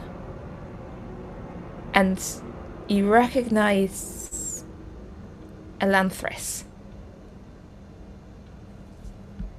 And I assume that was the sound of the wind blowing through the channel in his chest, howling in the distance. I like yes. that. That's cool. The eerie howl. And not far away from Ithlanthris, there's a sort of patch of air that seems to almost hum slightly. You can feel sort of the air around it buzzing, this sort of flickering air of air, this tear in the air itself. And you catch almost a glimpse of, from beyond it, of darkness, but a different sort of darkness. Rather than this grey twilight world, it's almost the darkness of a cave on the other side of it. But yes, do you... it's up to you if you want to fly onwards and scout out further, or return to the group. Any signs of gold dragon parts at this point? No. About how far have I flown ahead of him? Would you say? Probably about a mile or so. Okay. So in that case, I'm going to fly about half a mile further. See what Okay. Let's say roll me another d20, please. That's an 8. I'm sorry, Okay. my dice just hate me today. I don't know what to do. You hear sounds before you see like about sort of half a mile bit further on from where Elanthrus stands, across this path. There's a sort of circle of almost ruins, these jagged stones up from the ground, the traces of old walls, and you see these hunched creatures perched on them. They seem to be fighting and scrapping over bones and cracking apart and trying to suck the marrow from them. And they're these like hideous, twisted creatures. Humanoid, but not human. Okay. They seem to be arguing amongst themselves as they perched on the rocks, gnawing at the bones. Mine.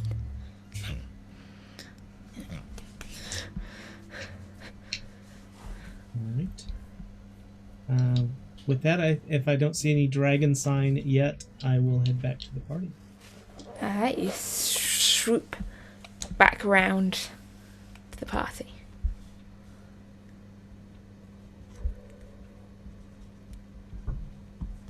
And once Actaea was gone, the rest of you just, as you're waiting in this cold, grey land, I will ask if just one of you could make me a perception check, please. Torvald will. Oh, okay. It's gonna be nat 20, so 29. Okay, as you are sort of waiting for Adair to return, you see a shadow above you.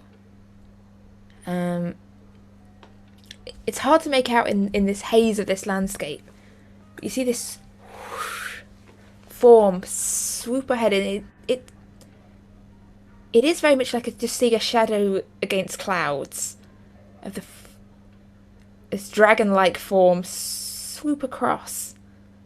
It doesn't seem to stop, but it's definitely up there, something dragon-like up in the clouds.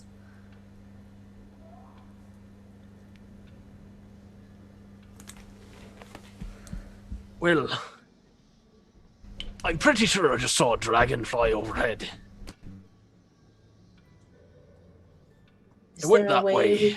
And I'll point the direction. Is there a way we can discern which dragon? Did I notice any other details? You did not see a dragon, you saw the shadow of a dragon in the clouds. Well, I only saw the shadow, so couldn't quite make it out.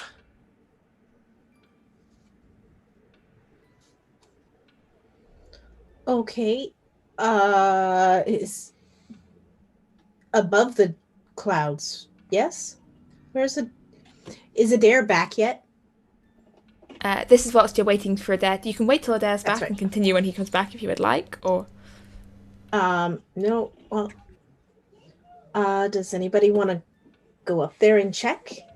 I can cast fly and let you fly up. But it'll only last for 10 minutes. I think. Yeah, 10 minutes.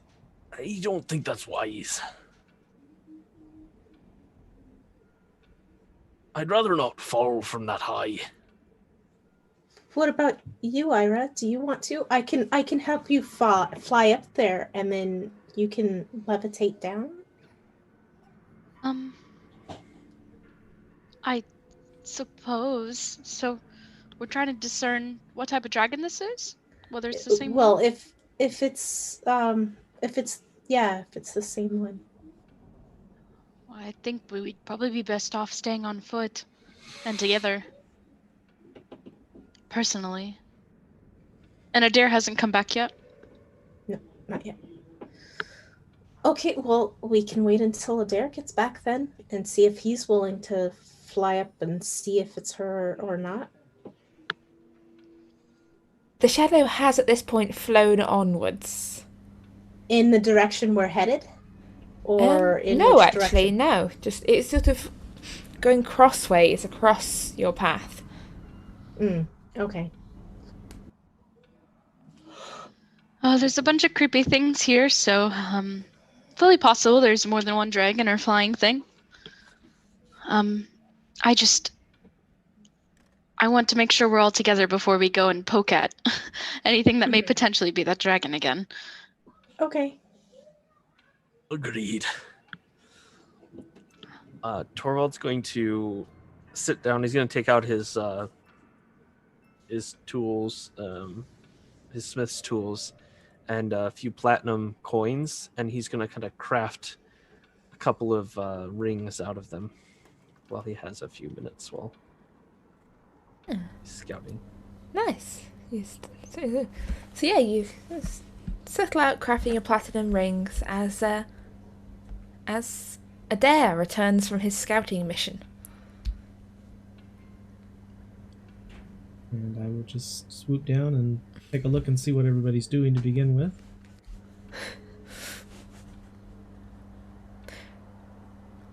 Waiting, crafting. Right? And then I am going to use a claw and write Elanthrus in the dirt in front of Aldous.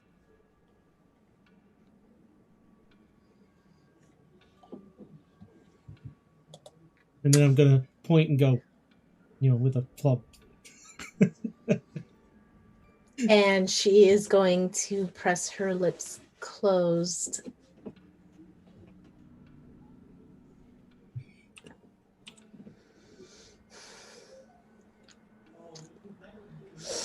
We saw a dragon. Well, a shadow of a dragon up above the clouds. Aye, it went that way. And he'll point the direction. Right. And I guess I'm also going to write meat-eating little critters. You're lucky there's a lot of easily writable dust available here. I was taking that from your earlier conversations. Yeah. I was hoping I was right. Yeah, no, you're right. This whole place is like a beach of despair. You can write in it to your heart's content. Beach of Despair. That sounds fun. That's the Beach Boys emo comeback album. I'm muted. And I'm also going to write, by Elanthrus, I'm going to write 1.6 kilometers, and by the other one, I'm going to put 2.4 kilometers. Just to mess with our DM.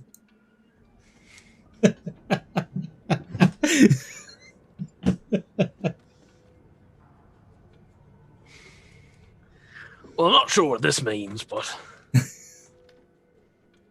And then I'm going to point in the direction they said about the dragon and flap my wings and kind of look at them. Torvald's gonna also like mime something, even though you can understand he's gonna be like,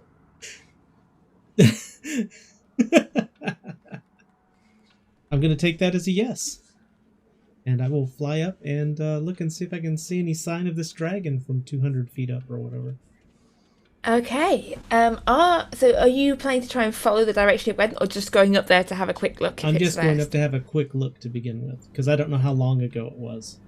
Yeah, as you fly up, there is no sign of any dragon or anything dragon-like up there. Just this, as you fly up, the further you go up, the harder it becomes to fly, and the more, like, the clouds seem to just drag you down. Like, it just becomes effort to flap your wings. Like, no, I'm not going to do that then. No, like that's work. I'm going to spiral my way back down, because I know how our DM is about exhaustion, so I'm not going to do that. Especially after making a kilometers joke. I'm gonna say, if you want to push on, you'll need to make me a wisdom save. But I'm thinking land. If I need to have wisdom to land, I will do that. But otherwise, you do I'm not have landing. to have wisdom to land. Landing is free. Okay. For now. For now. There's no promises. But along the way, I didn't see anything else that looked like bad bridges or treacherous paths to worry about. Well, you said you were just going up to look where the dragon... Well, no, I meant on the earlier journey. Oh, on the earlier journey? Because that was the only two things we talked about. I just wanted to make sure nothing else. Yeah, not so much. The rest, it's just kind of this path weaving its way round these rocks through this dusty... There's an occasional pool of water. But other than that, it's dusty ground, rocks, and dead trees. Right. And an overuse of grey.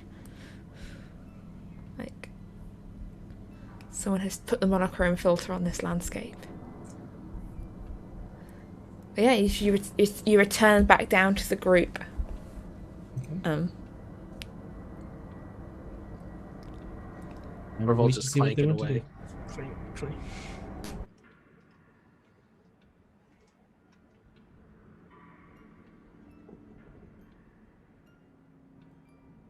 I'm just going to wait to see what they want to do. I did my part. What would you like to do? Keep going? Did you see anything? I will point to the things I wrote on the ground and then give a facepalm. I meant the dragon. Oh. A beak wing. All right then. Let's keep going. We don't know if we'll come across her or how long it's going to take to get out of here. So the faster we try, the better. Yeah, I don't think staying here is very healthy for long.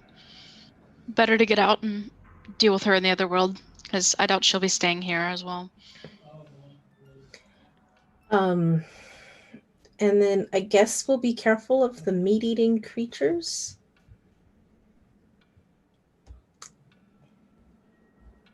And we'll probably come across Elanthrus. Well, we'll cross that bridge when we come to it. Alright, so you're heading onwards, following the path that Adair had scouted out. And I presume, Adair, you're remaining as an eagle. Right. For now. Yep. Alright. So yeah, you follow this path as it winds through. It's a mile, but it's a very long mile. Like, it's just hard work. Walking is boring. Moving your legs is hard. You probably should just give up and sit down and just... I'm going to be flying in circle. I'm not going to walk. Do nothing like this. Walking's for chumps. Flying as well, like, that's just extra hard work walking. It's not even ground to hold you up. But yeah, as you trudge onwards through this monotonous and greyness, you see, standing ahead in your path, the familiar form of Elanthrus. Drenched in blood, a massive hole missing from his chest. And he looks up and locks eyes with Aldous. And Oh, look at her, look at me. Hello, we were good friends for a very long time. I will see what happens in a moment. I think I'm just going to go get some water because I think this is a good point for a quick 10-minute break for people. Agreed. Yeah. All right. Aldous See you prepares her guys back speech. in a moment. We will Farewell. be back in 10. Ask me if I was all good. No, it's everyone else is all good. I never ask if it's all good when we come back from break. I just hit the button. I mean, you know. Yes. No. Sorry about All that. right, so yes, I will you've been- ask in the future. No. You've been trudging through this grey, dark landscape, and then ahead of you in your path, you see the Elanthris, a drow that Ira, you know well, who is one of the residents of Sorlinsby, and the rest of you met probably a couple of times before there was, well, Or the incident. before the incident. And he stands, he looks towards Aldous. Yes. So, you're here at last. I had a feeling you'd make it here one way or another. How did you die? We're not dead. Wait, you're not dead? No.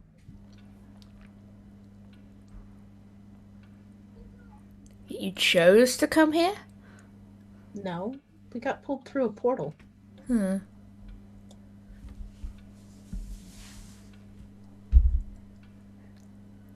So?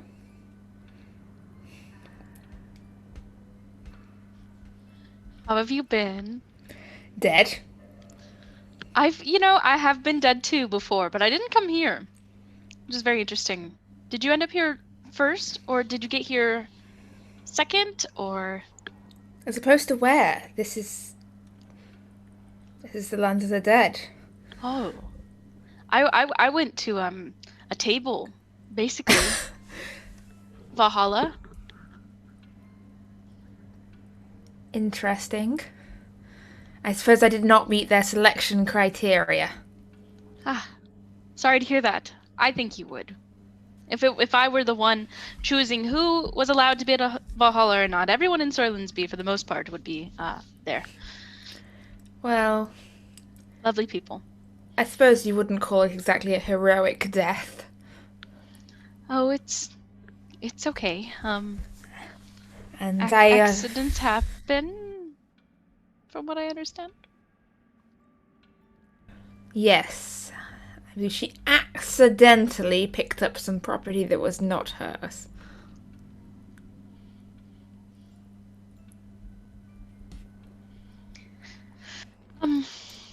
And then I accidentally pulled a knife on her, and then she accidentally blew a hole in my chest and killed me. The hole looks cool. It looks cool. It's a neat battle scar. You should tell everyone here that you got it doing something else. Like you got blasted with a cannon or something. There are not many others here. Well, we're here. Do you want to hang out with us? Have you seen a dragon? Yes. A golden one specifically. Yes. Where did it go? That way. Is that also... Wait, I'm not helping you until she at least apologizes. I'm not going to be the helpful, friendly, dead I'm not person. going to apologize for somebody who threw a knife through my back. You were trying to steal from Felix. We caught did. you? And I didn't walk away with it. No, you tried to walk away with the potions. Those were given to us. And ungiven to a little sneak thief.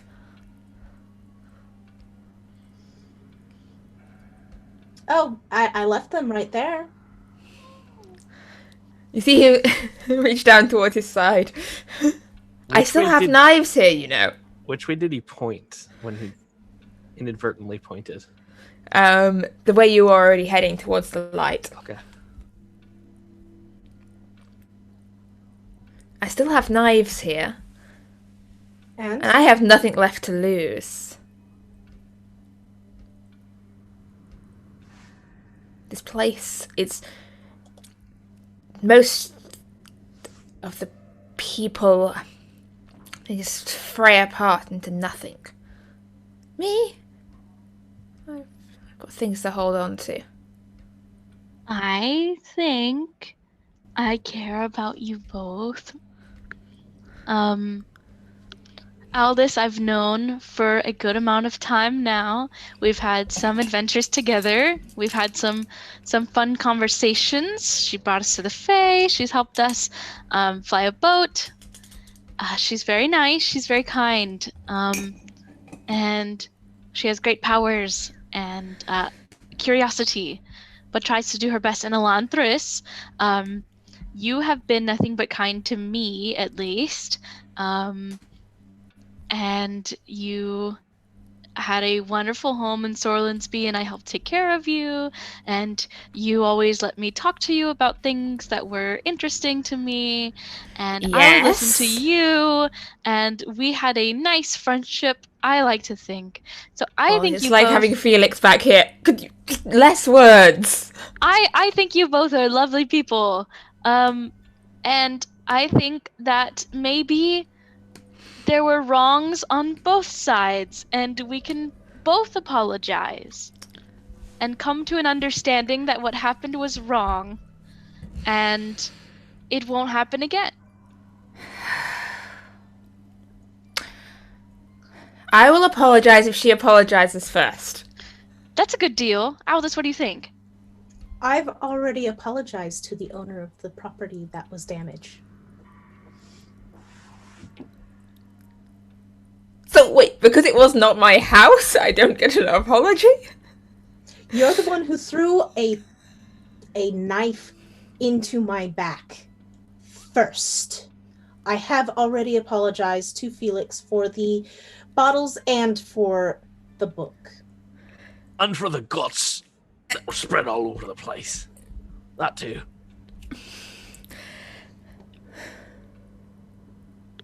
You first.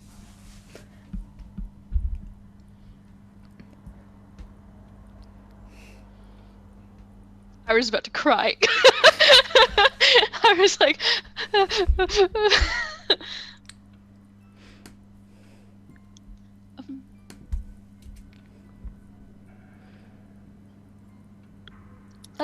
Let's just forgive and forget, please. And move Hardly on. likely to forget. We are in the land of the dead, and there's a dragon, and we might lose our boat. Can we please just forgive each other, please? Please? I will apologize if she apologizes first. I have not threatened anything since coming here. You have threatened me once already. Yes. Coming here. I feel I'm entitled to hold a grudge here. I'm the one that's dead. You, despite being here, apparently are still living and breathing. I'm really surprised no one has killed you at this point. Like, Torvald's gonna turn like his head away, and he's gonna cast Thaumaturgy and do his best Aldous impression, and have it be like coming from her mouth. I'm sorry make me a deception check, please. for blowing a hole in you.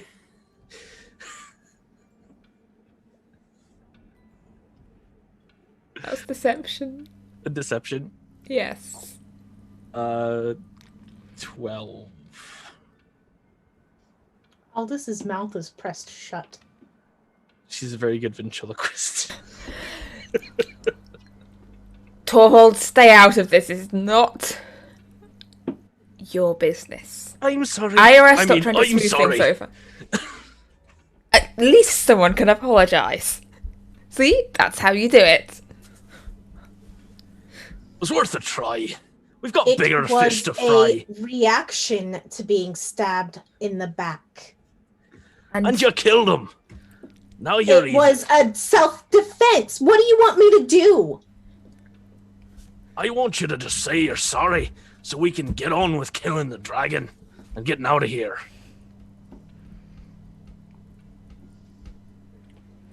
I have all day. I am literally going nowhere.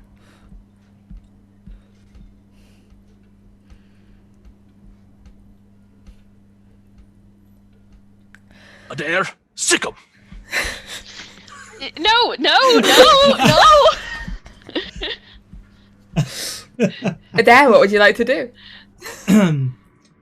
I believe I have 2 votes for Sikkim, and I think Kasara would agree as well. And, Yeah, probably. I know, Chris.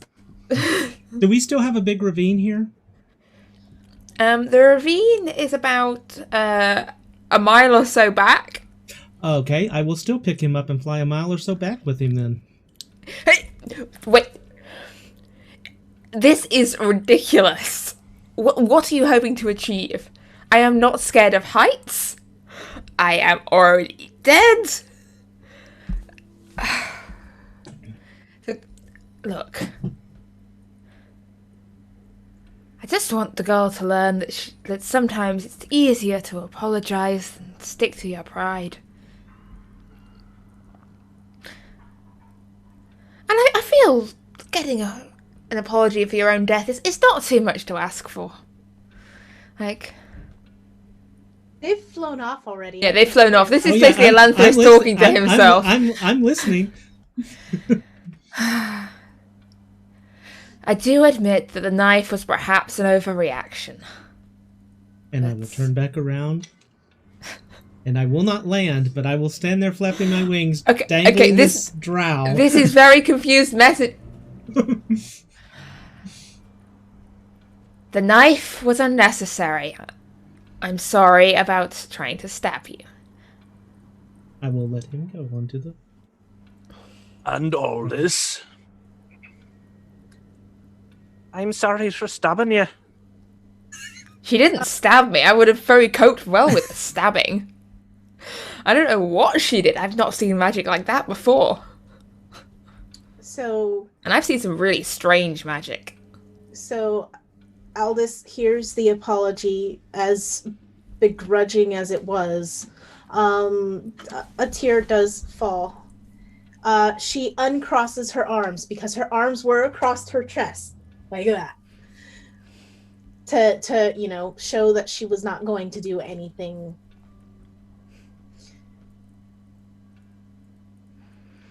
I am genuinely sorry that my reaction was as drastic as it was.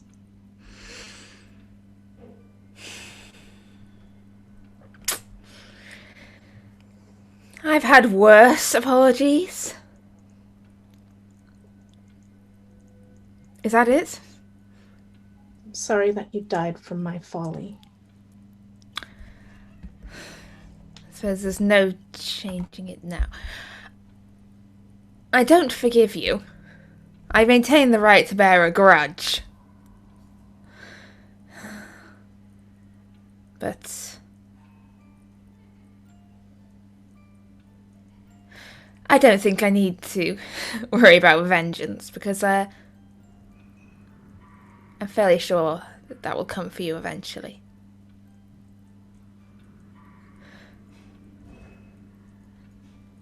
Alright, so you can help us now. Oh, did I say I'd help you? The dragon went that way. Alright. Anything else you can tell us? He pointed in the direction the dragon went, and I'm going to turn and walk in that direction. Look, I have honestly no idea why you are here. I'm just, meandering around the realm of the dead, waiting for whatever it is we're waiting for. And You're here hunting a dragon, because that is apparently what you do. Well, sometimes it's giants or flying fortresses or whatever we can find, really. God. Ira, what has happened to you? Like, you were a perfectly sensible, reasonable person. You know, Storlansby, let's make it work. You know, markets, all that. Now you're an adventurer? Really? I'm just trying to do what I've always been trying to do, Elanthrus. I protected Storlansby, and I protected it for long enough, and now I'm trying to protect everyone Adventurers don't protect people. They come charging in, kicking down doors, knocking over your altars, and yelling about spiders and complaining about, you know, the fact that your spiders tried to murder them. When you put up warning signs, they still walk straight through the spider pens, and then they blame you when they get attacked by spiders. Yes, well, we're I may bear a few grudges. I know. I've known you to be the type to do that, but we genuinely are trying our best to save a lot of people. And with that comes mistakes and sacrifices. But I've always tried to do good, and I continue to. I can't choose the actions of my other party members, but No. I can change how I think about them. Yes, you. He glances around and sort of leans in a little closer. I think you'd be wise to keep that one on a shorter leash. She's dangerous. Pride is dangerous. I know. I've known people like her back in Zelbrinter, and they are not safe people to have as friends. They will lead to your death one way or another. I understand. I think sometimes when you're traveling great distances and you don't have a home to come home to, your convictions are all you have. So she's the youngest of us, so I think we've all faced a lot of hardship. Well, you all seem very young from my perspective. Yeah, I know. Well, maybe not the dwarf. I'm really confused about dwarf ages. I did. That's okay, me too. But thank you for your advice. It's hard to see someone be so prideful that I trust, but I hope you're doing okay. Well, I'm dead. But other than that, I know, but I've been there, and I know it's hard. But I miss you. I'm sorry that one of my friends hurt you. and look, take a message from me.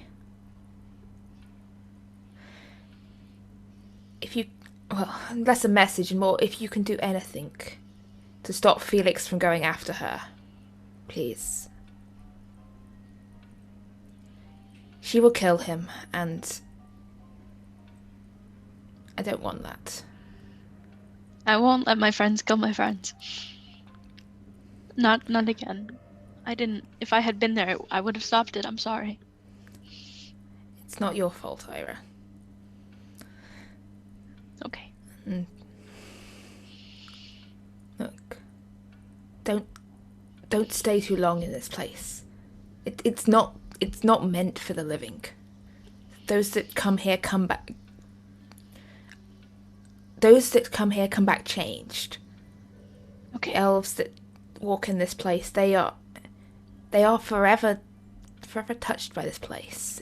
It leaves a mark on you. Get out while you can. There are, and he points off to the shimmery ripple in the air. There are doorways, gateways like that one. I personally would not advise you walk through that one. Okay. I've seen glimpses of what lies on the other side, and it's not pleasant. We've been heading towards the light, the bright light. partially in pursuit of a dragon. Is that? Do you think that's the right way to go? I've tried walking that way, and I find myself back here again and again, but the rules of how this place work, it's in your mind rather than the movement of your feet. But the light, there is something or someone in that direction, something. It reminds me of something back home. In the city under the ground. Just a power. A power that it's not like anything I've come across before. It's dangerous. But I don't know what it is. But Well, we'll keep going that way, I suppose. I don't know where else we'd go. yes, But we'll be careful. those that come through this way, the elves that walk these paths, they head to the light. That's the way out. Lies in that direction. Okay. Are you sure you don't want to tag along? I don't think I can. Okay. I am here for reasons that are far too long to explain right now. Oh. But That's kind of ominous, don't you think? yes. I hope they're good reasons. I would not be Or at overly least- hopeful. Yeah, I know better with you, but I can hope anyways. Yes. No. Go. Get out of here whilst you can. Okay. You be safe as best as you can, even though you're Dead. yes, yeah, you've said it multiple times, yes. Yes. Well, I'll talk to Felix when I can. I promise. yes. Please. Okay. Goodbye. Goodbye. I will run to catch up with the group. Alright, so as you leave Lanthris behind, you see him sort of turning to stare into this strange sort of crack, this tear in the air. As though sort of watching something or waiting for something. And you walk on away until he's sort of lost in the haze of the mist at this place as you catch up with the group. And presumably, unless the group left Aldous to wander off to Aldous. Yeah, no, Aldous was following the path that we were originally following in the direction of the light. She would have been walking quickly to separate herself from the situation. Not sure how far ahead of everybody she is. The others could have caught up if they chose to, or they could have let her go on ahead. But your choice. I think we would have been close enough to have her pretty close to us, but Yeah. maybe just a little bit of personal space.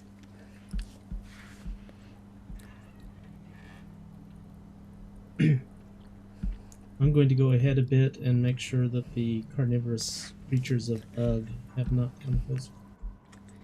They have not come closer. They are still sat there in their circle of the ruins, picking over bones and arguing amongst themselves. That's my bone. Mine. Give it here.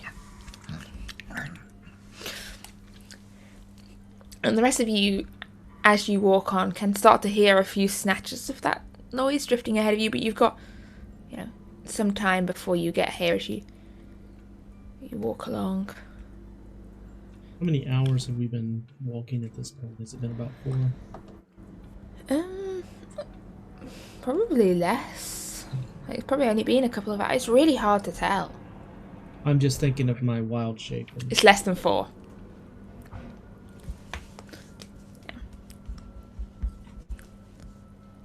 It's probably only an hour since you became an eagle. Okay.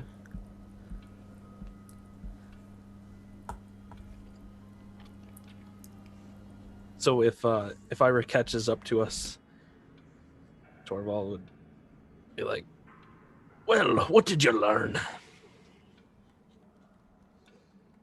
Anything useful, Ira?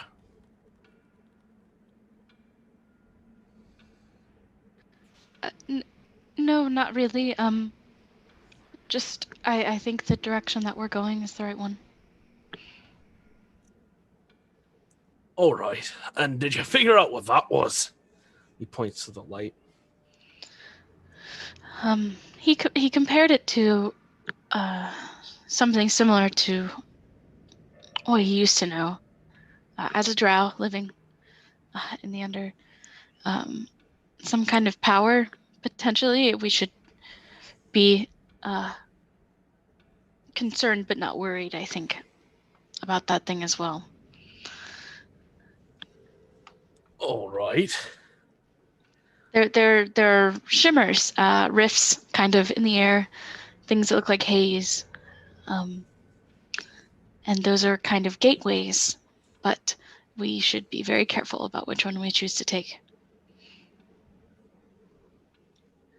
Well, I guess we'll be careful then. And he'll just kind of continue on.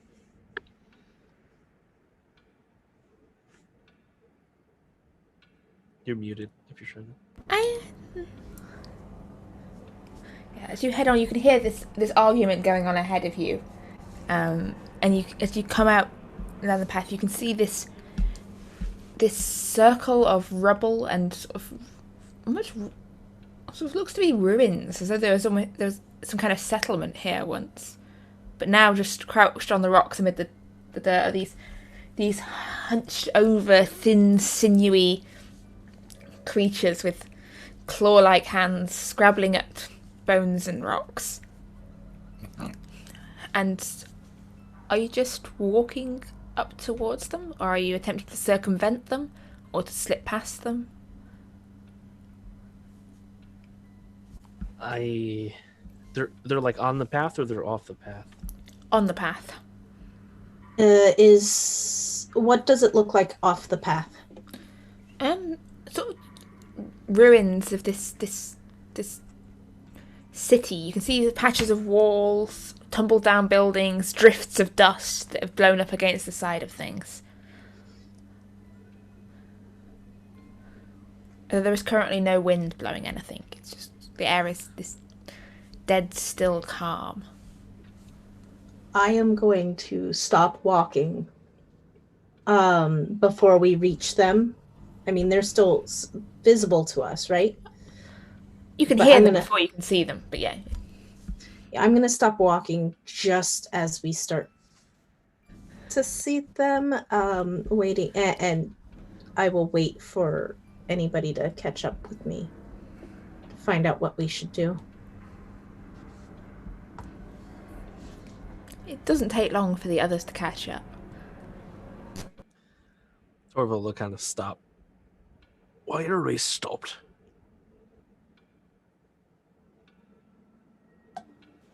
Do you want to go through, or do you want to go around?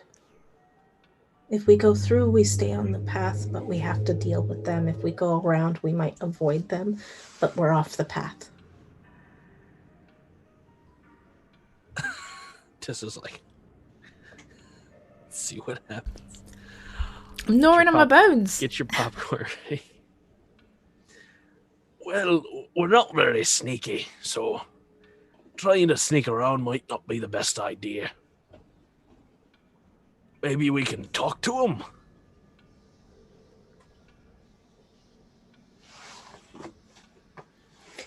I think I still have some dragon meat jerky. I'm going to dig through my bag, and if I have any, I will pull it out.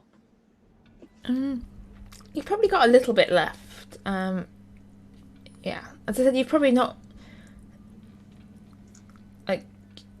You've got probably at most 2 days rations sort of on you. I mean, bear in mind you originally only went for a day trip to a cave. Yeah. This is all I have for the jerky. Well, We'll give it a shot then.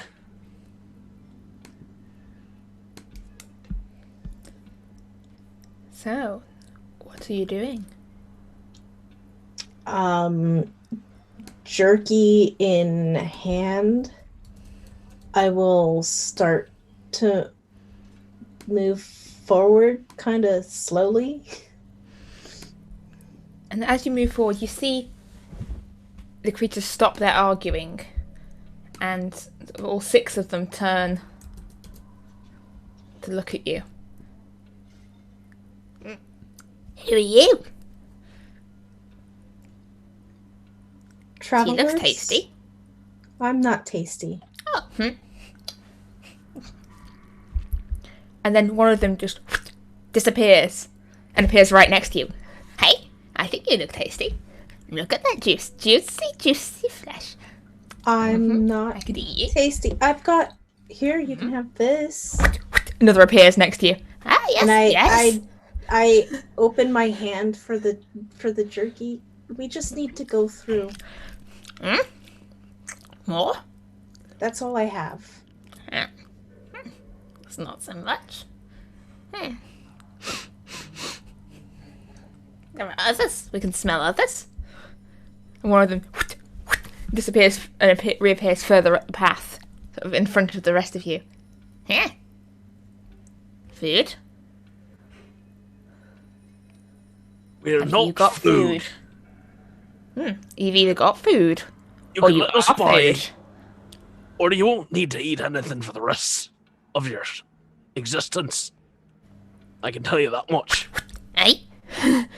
Really? Okay, make me an intimidation check. There's now 2 of them have appeared up in the path in front of you. 3. We're not scared of you. You said Give there's us food. 6 of them and 2 of them are standing next to me, correct? Yeah, 2 of them are right up next to you currently. 2 of them are up in the path in front of Torvald and the others, and 2 are still perched up on the rocks.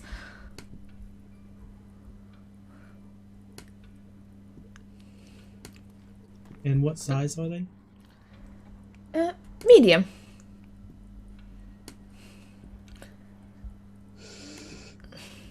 Sort of they look about the size of a human, just really hunched over, and like,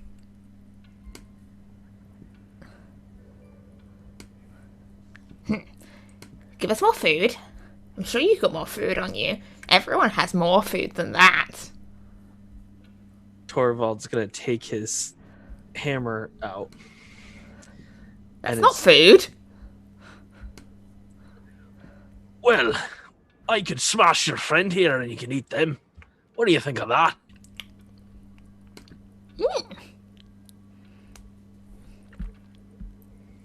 Hey, no deal.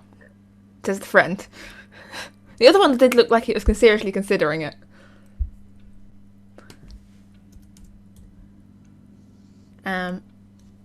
Whilst Torvald is busy threatening these 2, Aldous, the 2 next to you are sort of tugging at your clothes, these clawed-looking hands. And come on. Food. There must be some food there. You must have got some food. Everyone has some food. That was all the food that I have. Just a leg. It's one leg. You could hop. You only need one leg, right? Or an No, arm. An arm. Nobody needs all the arms. No, Right? I need both of my arms. Just looking for an eagle for an Adair, that's why. Adair and Ira, what are you doing about this, I'm going to fly around and I'm waiting for one of them to do something I don't approve of, and then I will take an action. Okay. I can't Torvald actually- will step up to them. How tall are they? Taller than about your height, hunched over the way they're standing. Like they would be taller than you if they were standing upright, but they're about level with you. I'm gonna tell you one more time, so you better listen. Let us pass. Not without payment. And payment means food. Well, we're gonna kill a dragon. How would you like some more dragon meat?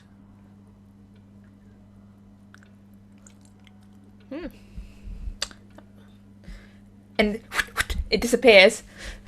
It appears next to Aldous. Hey, was that meat tasty? Yes, very tasty.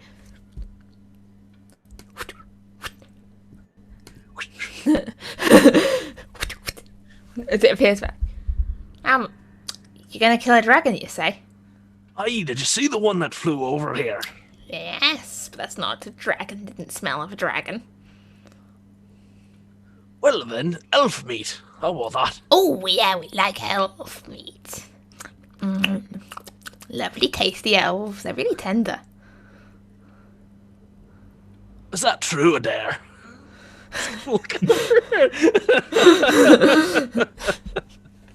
He looks over at the eagle. I'd like you to make me a persuasion check, please, Torvald. Jeez, am I doing this? I don't know. Krasara looks still quite quiet, and I mean, At least I have a Ira bonus to persuasion. It's a 12.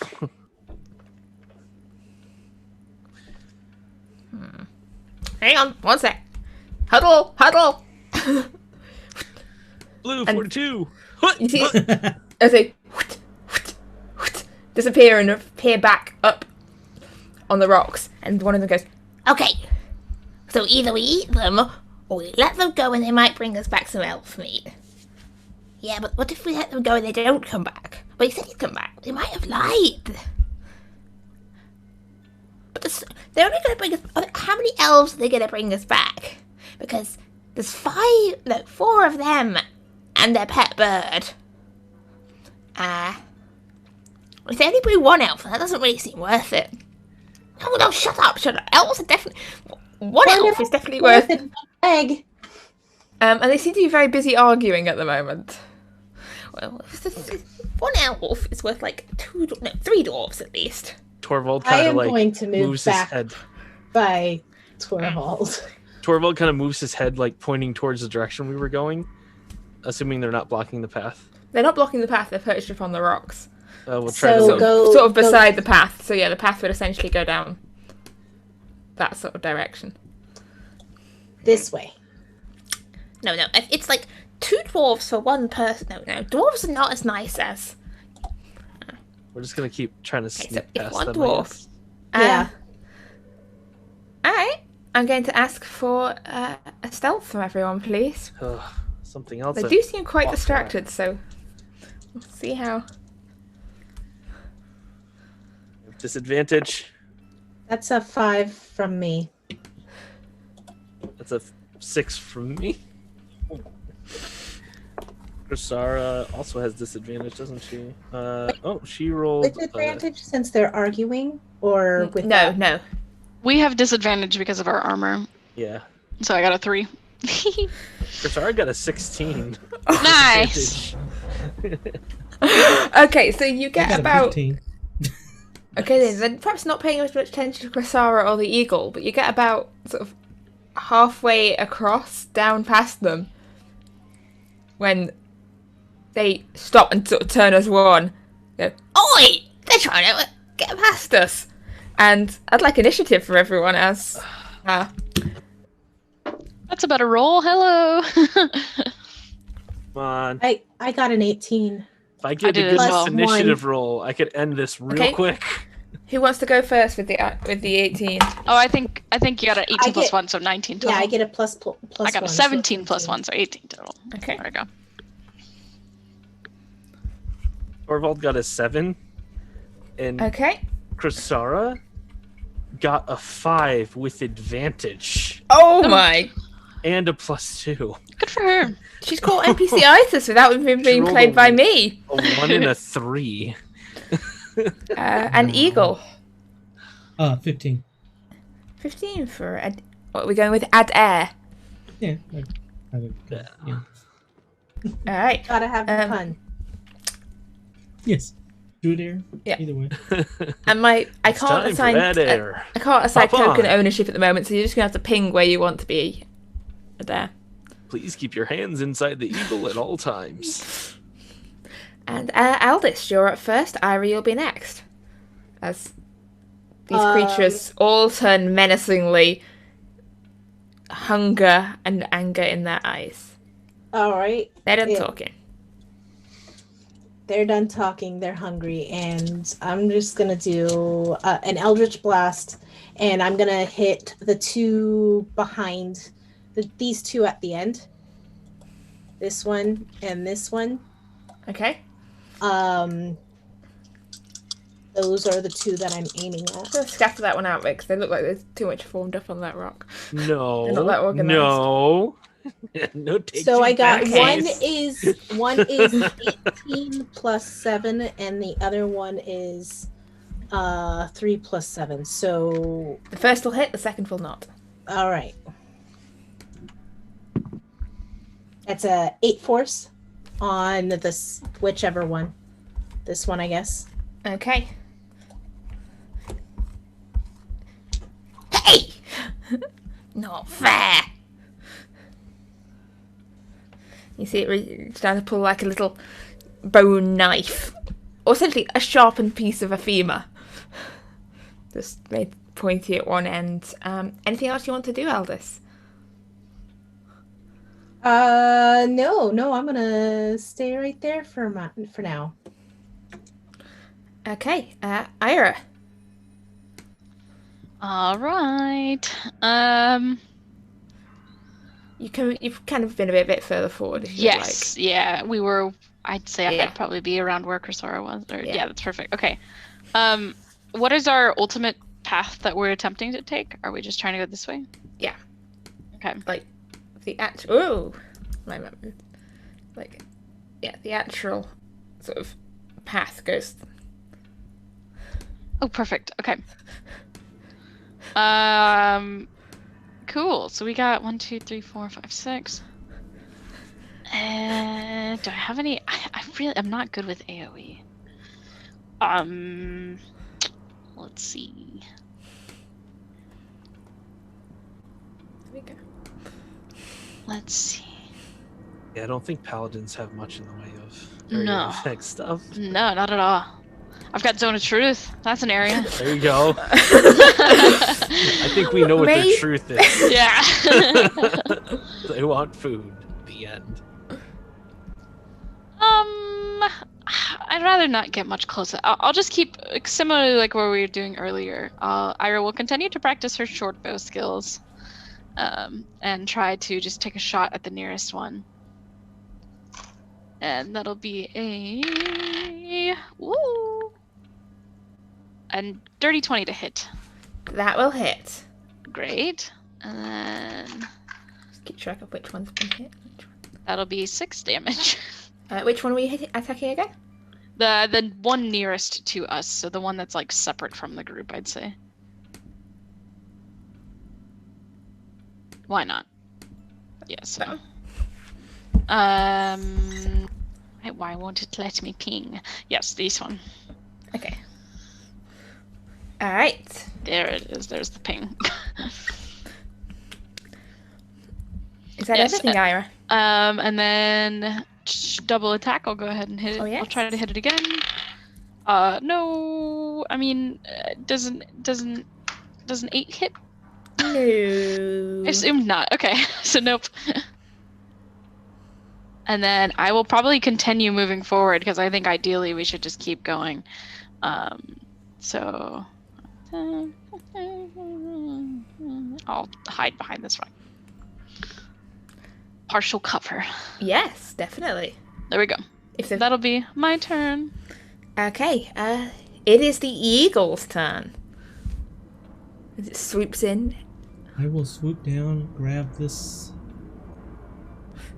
guy here, take him 60 feet in the air, which is the rest of my flight, and drop him. Which guy again? The one on the end here with the red dot. Okay. And so you end up somewhere over this sort of way. No, I want to get him and go up. So I'm going to take him up to my max height with the rest of my movement, which will be about 60 feet, and drop him. And drop him. That's my goal. Okay, hang on. Is it 1d6 for 10 feet or per 5 feet? It's 1d6 per 10. Okay. I'd like Do to I roll me need to- 3d6, please. Do you want me to roll an attack to grab him, or? Oh, yes. Okay. Yes. I feel Thank that's you. only Sorry. fair. I feel that's only That's fair. only fair. Yes. I was like, hang on. I'm like, I'm missing something here. Ugh, that is not great. That is a... Let's see, what do I get to... What kind of attack is this going to be? Is it just a grapple? Talon attack? Okay, Let's call it a talon attack. that works for me. Okay, that's a little better then. That's going to be a 15.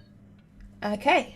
That will work. So in which Oh. case, yeah, Cool. roll me your 3d6s as you lift this thing up and drop it back down again. It's 60 feet. Wouldn't it be 66?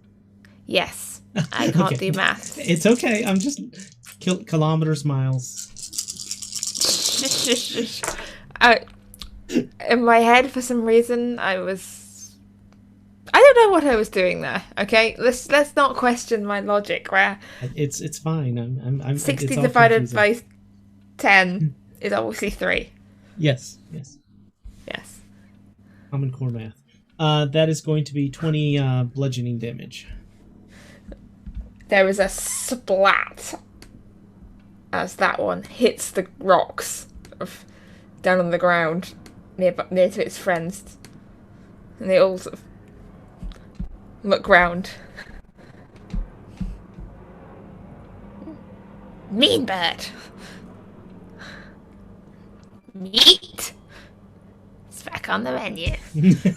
And then you see, watches a couple of them go rushing down towards their fallen comrade, but the others still seem to be considering the tastier options. I'm kind of picturing the little creatures from Galaxy Quest, and the hurt little one that went to go get some water, and then suddenly they're all on top of him eating him.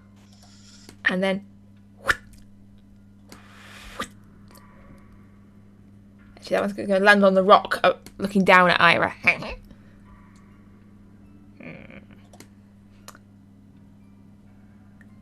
Dinner. Aldous had the food. But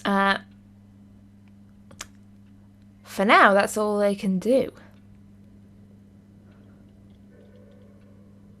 So that brings us to Torvald's turn. Torvald will run up to where Aldous is and say, "Get away from her!" And he's gonna take the his hammer and he's gonna kind of swing it around as you see this lightning surge across it, and he's gonna swing it right at the one of their heads there.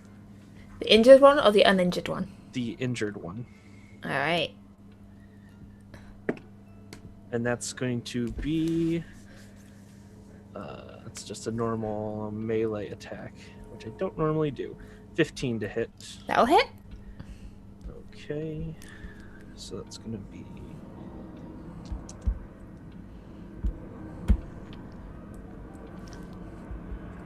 3 bludgeoning damage. Okay. And 4 thunder damage. It's not dead.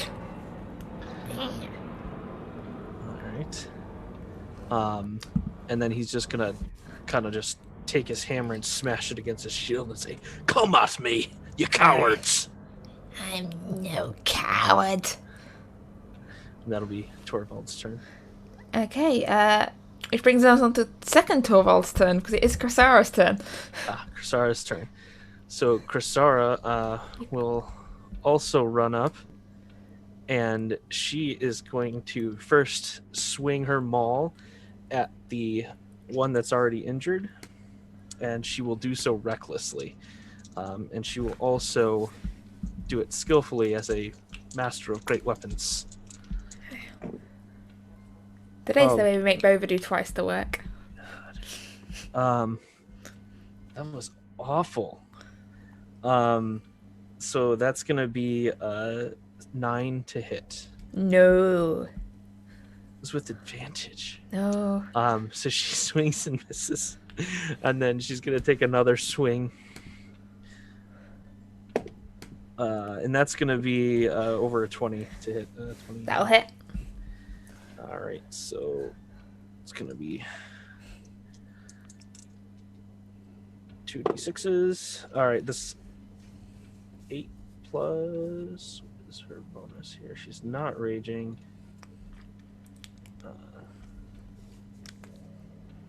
8 plus 4, so it's gonna be 12 bludgeoning damage. Alright. It ain't dead yet. It's not dead yet. No, it's not dead yet. It's just really angry. Okay. Don't get to call me a coward and get away. She would move like here to Yeah. be in range of both of them. Okay. Which brings us back round to Aldous. Now in the centre of a little creature and armoured person sandwich. Okay. I am. This will take a full action, correct? Using my. What is it? Where is it? My Fey presence. If it says it takes an action, then it takes an action. Yeah, as an action. All right. I am going to use my Fey presence, and I am going to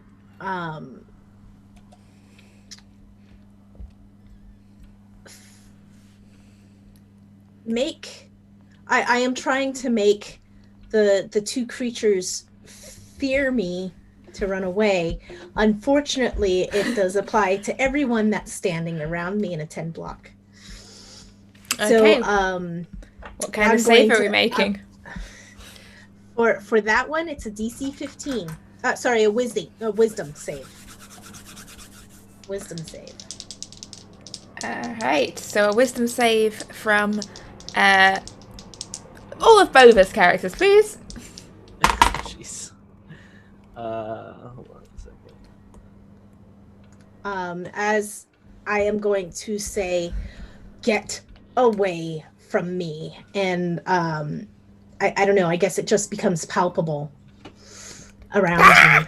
And the injured one, you see it just look around in fear and sort of draw back. It's just sort of the dust seems to almost flow back a little from Aldous' feet, and almost like darkness, this dark shadows almost gather a little around her. This presence, this majesty, this like mantle of authority and, well, let's see how scary it is for Torvald and Chrysara. So Chrysara got an 11. I think that's a failure. And Torvald, it's a wisdom saving throw. Oh, jeez. Almost don't have to roll. 24. 24. Yeah, you're not scared, but Chrysara is. She's not used to all this being this way.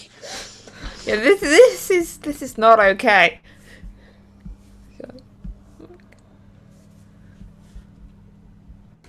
Okay, so Chrysara and the one thing is feared of me for one turn. Yes. I am going to take that moment to move out of being in the very middle of a whole bunch of stuff happening. I'm going to move over here. Okay. The one that's not scared of you is going to take an attack of opportunity. That's fine. And it's going to try and stab you with this makeshift bone sword thing. Okay. But that is only a 13 to hit. That is my AC. Is 13. Okay, in which case that would hit, and you really... That is not much armor. No, it's not. No. I'm a fragile little girl. Yes. So you will take 6 points of piercing damage and 5 points of necrotic damage. So a total of 11 damage. Yes.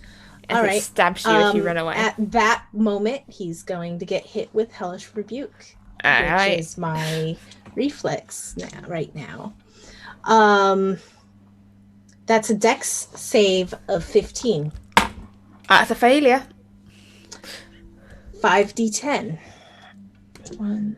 This feels like disproportionate retribution on part of my measly 2d6s. All right, so that's It's quite the hellish rebuke. 10. 15. It's like the DM's worst nightmare. When you hit us, you're like, yeah, and then like if you hit either of us, it just hits you back. 19 plus 15 is 34. Yeah, that thing's dead. Yeah, it stabs you as you run away, and then... Well, what does your hellish rebuke look like? What do you like it? Kind of... What is it? It's hellish flames, so I guess they're kind of like green flames that kind of spark and sizzle. And the smell of burning meat in the air. And the others kind of look over.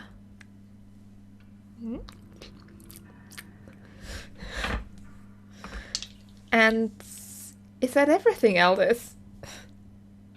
That is everything for me. That is my reaction, so... Okay, Ira. You're in the shadow of this rock, and then this creature appears, sort of perched on the rock behind you. And you see it's got this length of sinewy cord in its hands, so it's like wrapped around both hands, like a garrote, really. It's sort of hunched on this rock above you.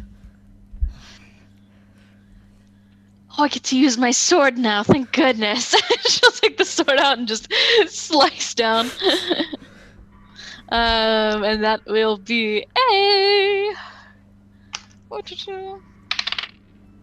Oh. How's a 12 to hit? No, that's a no. I bang off the garrote and then go in for it again. And I assume that a 22 hits a little better? Yes. 24, actually. Good. And then that will be... 13 damage. Alright. Oh, I keep forgetting I have... And then, so 13 slashing and 2 radiant. Okay. It sort of shrinks back a little. Very shiny sword. It is, isn't it? It's nice. Smells wrong. I don't really know what that means. That'll be my turn. And yeah, that brings us round to the eagle. So 2 of the creatures are feasting on the one that you dropped. You see them starting to tear chunks of flesh from it, sort of squabbling with each other over its legs. I'm not happy with the one that's messing with my Ira, and that she hit it and it's still messing with her, so I'm going to swoop over. I only get to get up 40 feet in the air, though, but I would like to do that. That'll be 4d6 if I hit. Just okay. Let's see. Let's see if you can grab it first. 13. Pardon? 13. Yes. Wow, that was close. That was very close. Yeah, that was uncomfortably close. That is 13 bludgeoning. Up and down as it hits the rock. You see it sort of brace itself here, whimper of pain. It's not dead yet, but it is not looking in great condition at all. That would be it for my turn. Okay, and that brings us back round to their turn. And the one that's been lifted up, dropped, sort of, you see it look back at Ira, up to Adair. It wrinkles its nose, sort of sniffs the air again, and then looks towards Aldous. And it goes, Faye! and then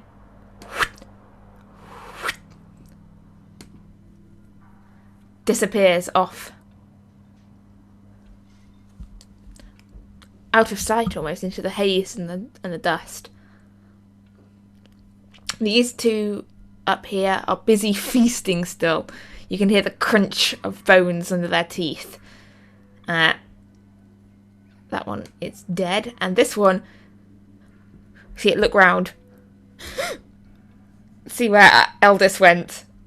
And then it goes scampering up to try and hide behind a rock over there.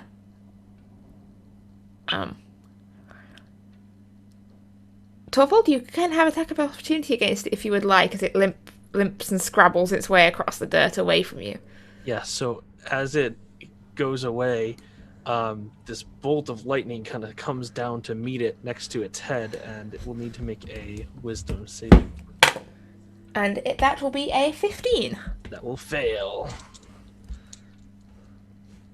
So it's going to take 4 necrotic damage. Jeez, D12s. Oh no. 4. Not quite enough. It still makes it off to cower behind that rock. Sort of hands over its head. He goes, no, no! It hurts us! He purifies us.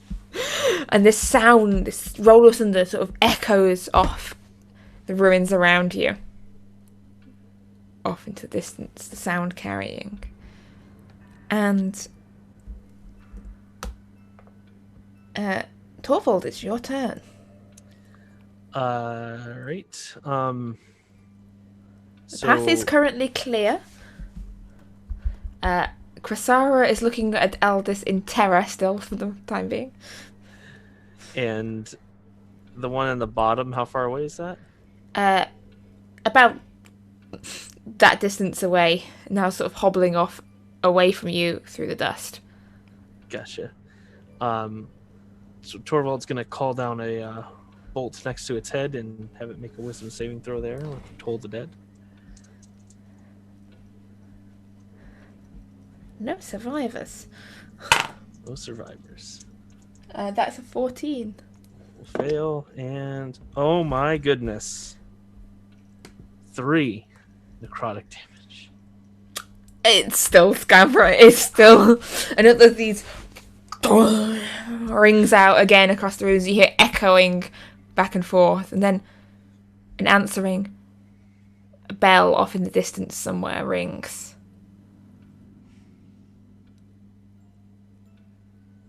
The sound ringing through the ruins.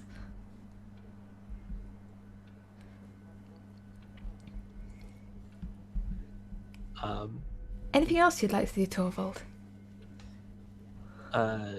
Torvald will then just move down along the path,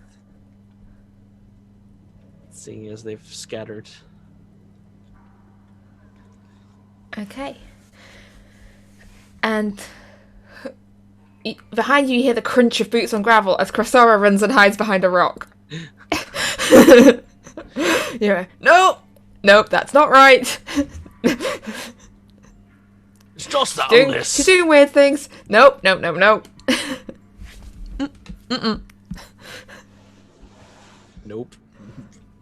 And Aldous, it's your turn. All right. I am going to take my movement and walk further. I'm done with everything. I don't care if there's more alive or dead. Yeah, essentially at this point, it depends if you want to chase down the ones that aren't fighting you anymore, or if you're not chasing anything onwards. down. I'm not chasing anything down. I'm going to continue moving forwards.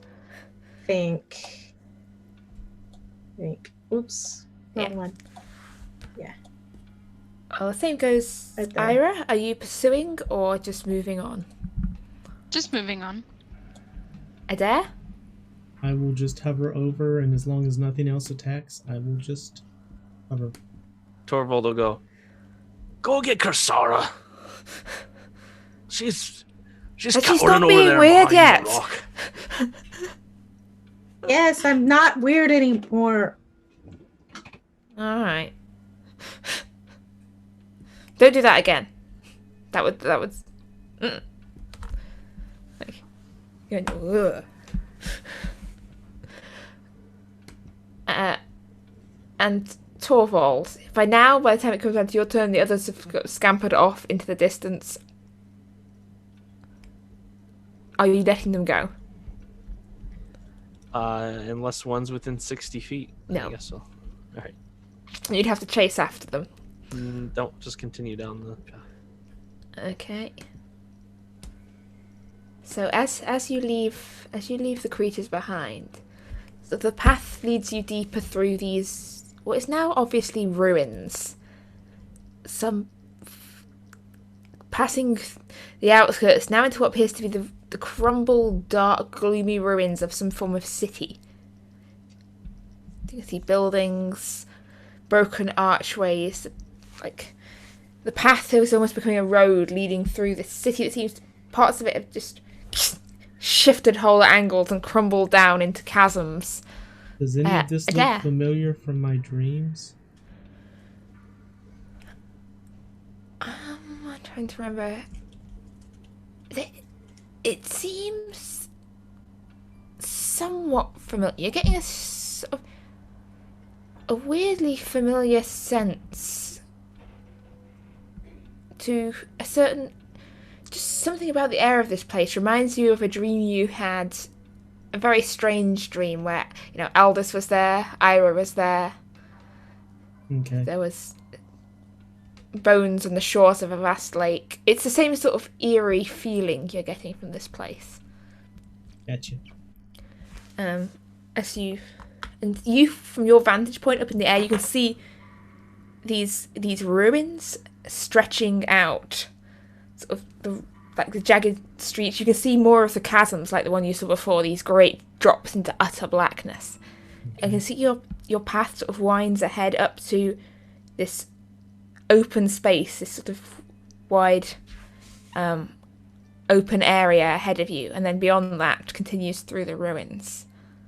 And at the centre of this space you can see another of these jagged tears in the air. Sort of stretching upwards. And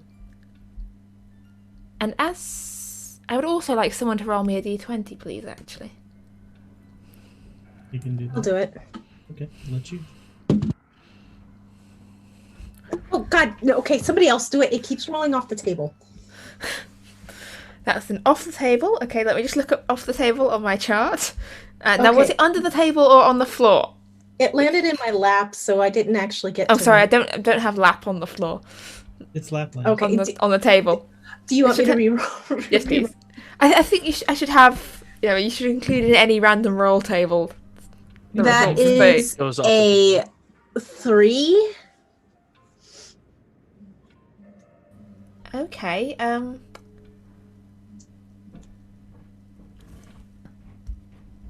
I'd like you to roll again, please.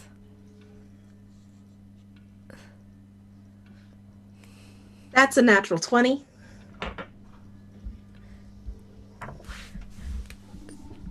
You can see Adair, as well as this crack, this tear, there are scorch marks on the stones Okay. and a splattering of blood. The others are still winding their way up the path through the ruins. You can see as you pass, like the ruined architecture is getting grander. There's less sort of crumbling things and more sort of archways, whole obelisks, glimpses of carvings as well, engravings, snatches of writing.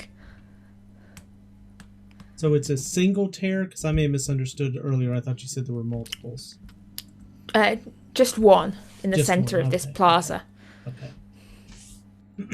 And which way does the blood spray 360, or is it in a particular? It's just a little splattering across the rock. All right, Dexter. And I don't. It's a legitimate question. Do I see any dragon parts or anything No. laying around as well? Okay. Well, I will go back to where they are and land in front of them and kind of direct to make sure they see this before they get there. But obviously, I'm not stopping them.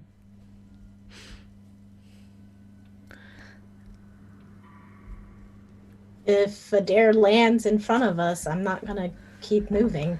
I'm What gonna is it, stop. boy? Did you kill a mouse for us?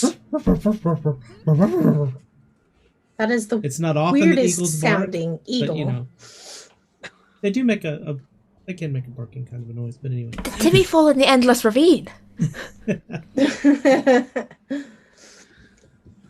anyway, as I said, just kind of trying to warn them through that there's something ahead to be wary of.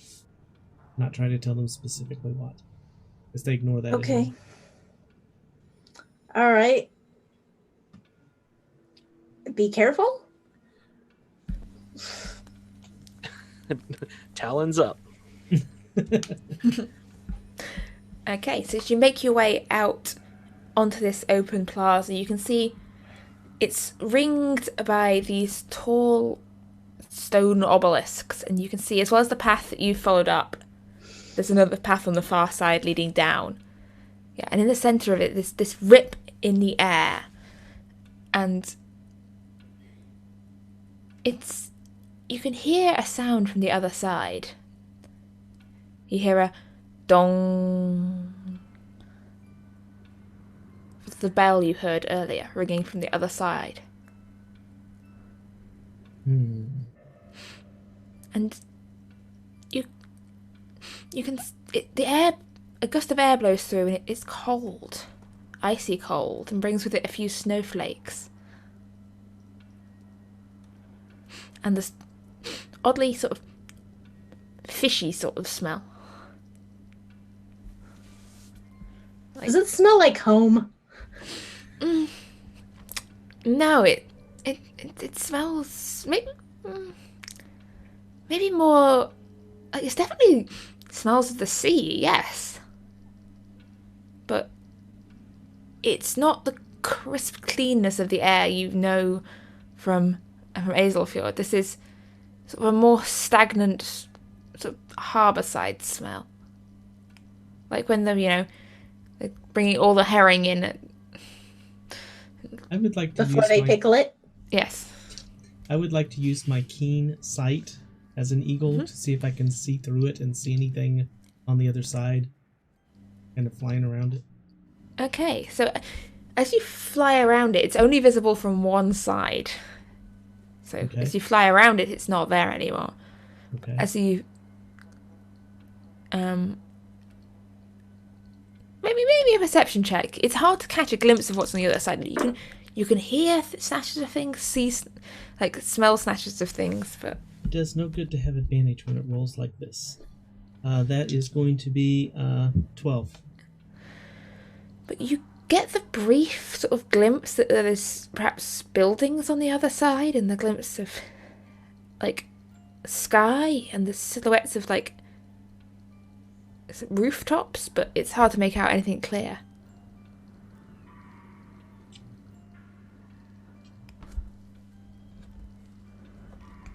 See, this is why I bring the extra elves along, so I have something to drop through these things. And I can figure out if it's dangerous or not. You didn't pack any more elves. You could always go back guinea and grab elves. one of those things. I could go back and grab Elanthrus, because he could at least yell what he ran into on the other side. And it might be better than being here. Yeah, you could do that too, if you wanted. Or it could be the blender dimension. Who knows? Making notes include blended dimension. Rick and Morty season 2. Simple Rick's episode. It's just all blenders. Just Yeah, exactly. Will it blend? It's I don't know. television. Well, what do you think we should do?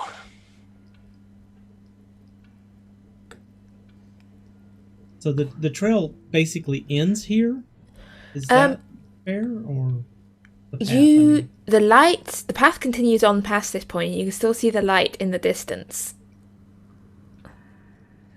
Almost ahead and upwards more, so the path wounds uphill in some distance. It looks to be still some distance away, the light.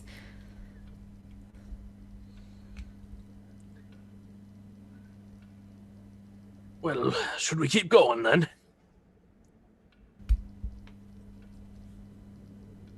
Ira, Adair, what do you think? Oh. Did you nod at all? Like Torvald's just like, We gotta figure out a spell so we can talk, damn it. There's gotta be one in here somewhere. I'm okay with whatever we think is best. Well, I guess we just go then. I just know we should spend as little time here as possible. Agreed. It's creepy here. And Torvald will start walking okay, you're going deeper in. into the woods. It's time to go. Oh, I thought you were saying you were going into the portal. Okay. Okay, into the port. Yeah, which No, one? that's what I was confused by what he was saying. Yeah. I'm not Yeah, sure which- what he meant. I thought you meant further, like past the portal and onwards towards the light. But which did you mean? That's what I meant. Okay. Okay, so not through the just portal, randomly jumping onwards. portals.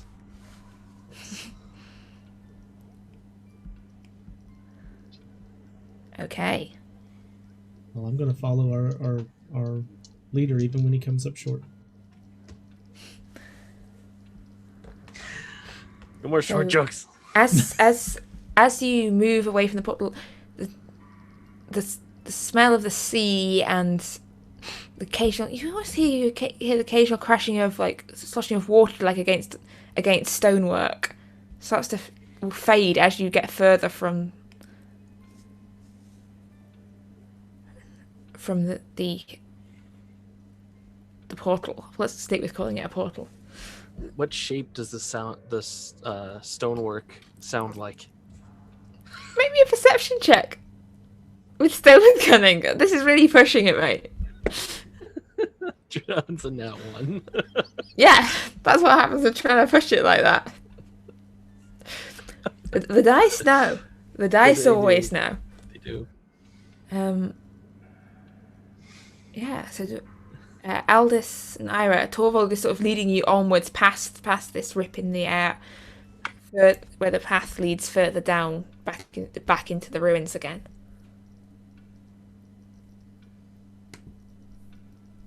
Okay. Is Kristara still following us? Grasara is following at a bit of a distance, sort of hanging back, eyeing Aldous suspiciously, as though she's sort of expecting her to grow two heads and just she seems uncharacteristically quiet, and you can watch that the purple in her hair is fading, and as with the rest of the colour in your clothes, Adair, your shirt is almost grey now, and it's actually, as you look down toward you, you almost feel that perhaps there's even a few grey hairs starting in your beard.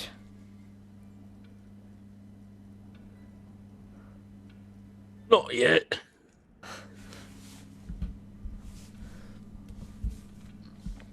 He just kind of like, it's like looking through his beard as he's walking. Yeah, there's definitely grey in it now.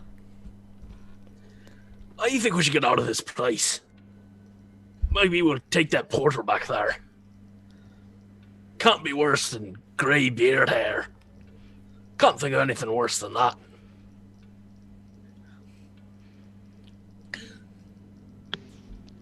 I'm very much beginning to question this party's morals and perception of life.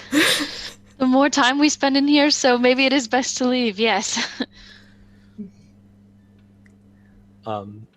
Despite the feelings of despair, Torvald will continue towards the light. Okay. So away from the portal towards the light. Yes. Okay. So, the path winds onwards through the ruins, downwards, past more crumbled stones, these worn carvings. It's strange because I think it look like they've been sort of worn by wind, but the air is completely still here. And you can see the path, the dust overlaid with footprints. Many, many footprints, as though either hundreds of people have walked this way recently, or just they've not been disturbed for a very long time. And as you head onwards down through the ruins, I'd like, I nominate someone else to roll me a d20. Don't know who's not done one yet. I haven't done one. Yeah. What's That's an 8. an 8. Roll again. Okay. That's an 8 again? Stop rolling 8s. Roll something that's not an 8. That's a 5. Okay. As you walk on, you see by the side of the path the first tree you've seen in a long while. And this large, twisted oak tree off the side of the path. And hung off it, you can see there are fine strands of bones and other objects that people have hung from it. And it's strange because in all this greyness of the ruins, these are colourful objects. You can see beads and feathers, a small child's doll, all sorts of things dangling off this tree. And perched up in the branches, 2 ravens sit and sort of turn to look at you. Ah! Ah! Ah!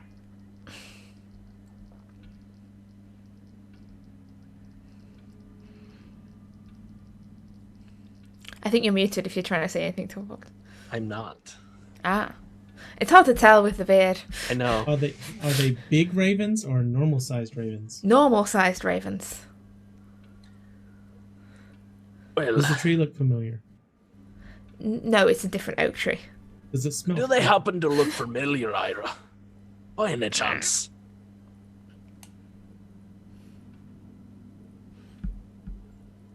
It's an oak tree? Yes, but not Adair's oak tree. I think he meant Whoa. do the ravens look familiar? Oh, are they were-ravens? They just look like ravens. You don't They all think look they're any of the Hraffens. Yeah. No, I don't. Maybe. Did Lord Grimm have ravens? It wasn't a raven the shape that his messengers and collectors take? He's generally associated with ravens. He's real keen on ravens. They're his things. They sort of look at you one last time. Ah! And I am going And to... then... Unless you are doing something. Oh, yeah, I was going to say to the ravens before they fly off, do you belong to Lord Grimm? Ah!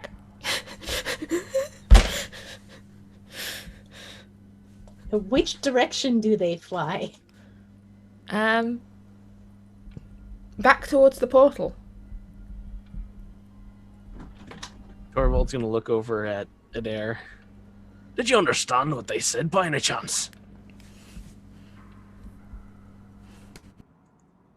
So, you can transform into a bird, but you can't speak bird. Well, maybe they were speaking Raven. You assume all of us speak the same language? That's speciesist.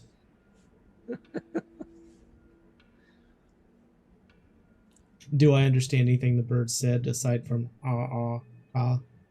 Alright. No. No, they're speaking Raven. You're not a Raven. That's right. That'd be bird. It's... So Raven. Oh. But yeah. Muted. I'm going to watch the ravens. Do they look like they fly through the portal or past it? Or You around can't see from this side. I'm gonna go They back. fly towards it and off, and it's quite a way back. Like they're flying back towards where the portal was, but you've walked on Okay. some way at this point. But yeah, They're flying towards the portal we just passed. Do we want to go back and... If they belong to Lord Grimm, that might be something that they're telling us? Maybe, but... we should probably see what this light is. It could be one of the shards of the wand or something.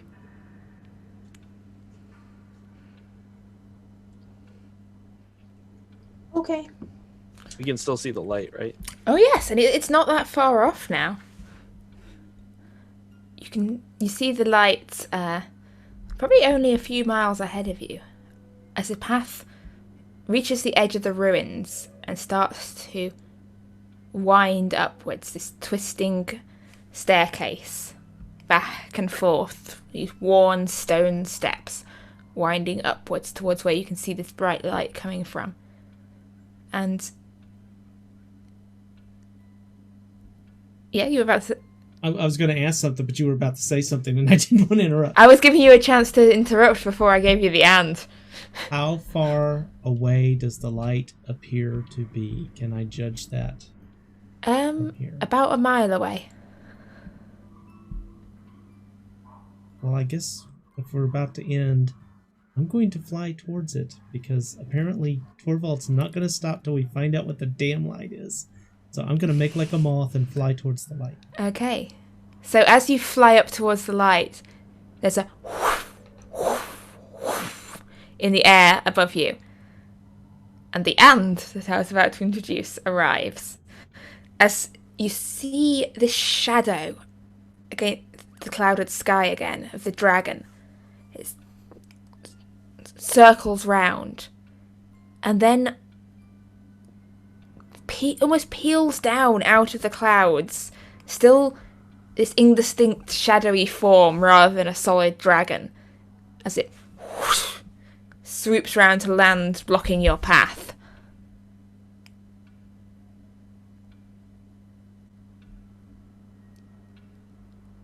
This way is barred to you. Who sent you?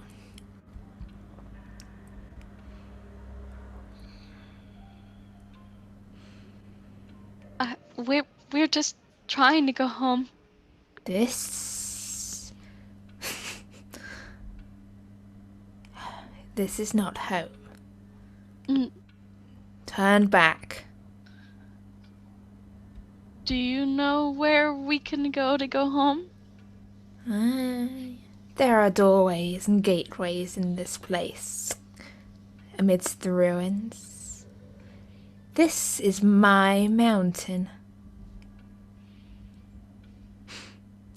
Take one step further, and I shall rend your soul from your body. Your soul will serve me forevermore in this place, and your body will die.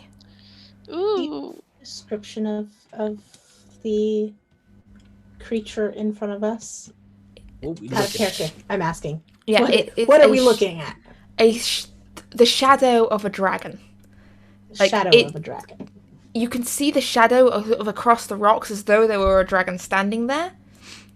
You can't really see. You can't see a dragon itself, just its shadow.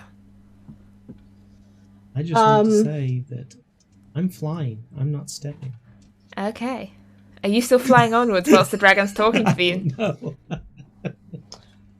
Well, I No, am that's a going serious- to. That's a serious question. That are you flying onwards whilst they're talking? I would stop to listen to what's being said. Okay. In Draconic, I'm going to ask it because it looks like a dragon, or it looks like it might The be shadow a of dragon. a dragon. I'm going to ask it, what is that light? Long time since I've used the language of my kind. I may be a little rusty. Is that in Draconic? In Draconic. In slightly bad Draconic. Would you mind if we stuck to the common tongue? Most travellers here. Or Elvish. I'm good with Elvish. I'm going to, in common, say common is fine. Oh, good. That is my treasure. You will not touch it. If you try, I will kill you. And What? your soul will remain with me here forever.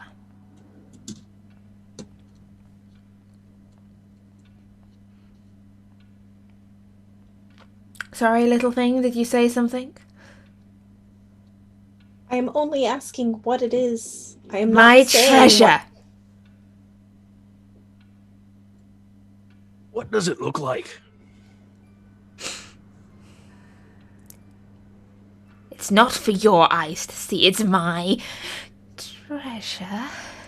Well, I didn't ask to see it. I just want to know what it is, so I can be impressed by you. A gift from the gods themselves. Given to me to guard for all eternity. And it looks like... Ask me more questions and I shall rip your soul from your body. It looks sparkly and nice and it's mine. And it looks like glass, right? It's not glass, it's better than glass. Crystal. Yes, crystal. Aye. It looks a little broken, right? It's not broken. It's meant to look like that. It just adds to the sparkle. Ah. Understood. But it's not for you.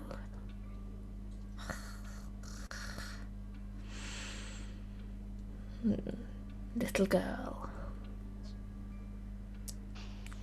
Why do you come here to talk to dragons? Well, I was brought here, and one of our companions is currently masquerading as a dragon. Ah, yes. And I saw her off. She fled.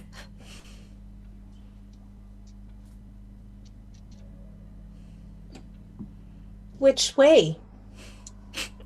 Back to her world, to your world. I don't care where. We do. She wronged us. You think that matters to me? The petty, insubstantial, fleeting dealings of mortals.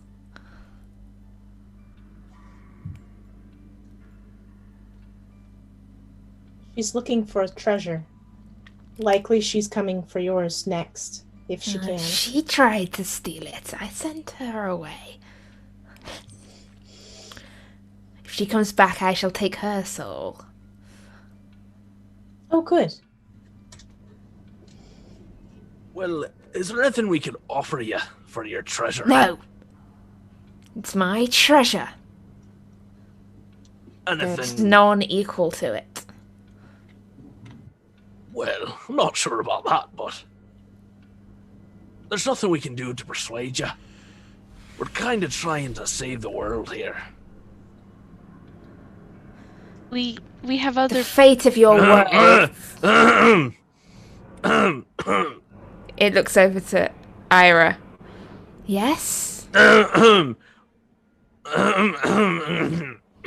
were saying something?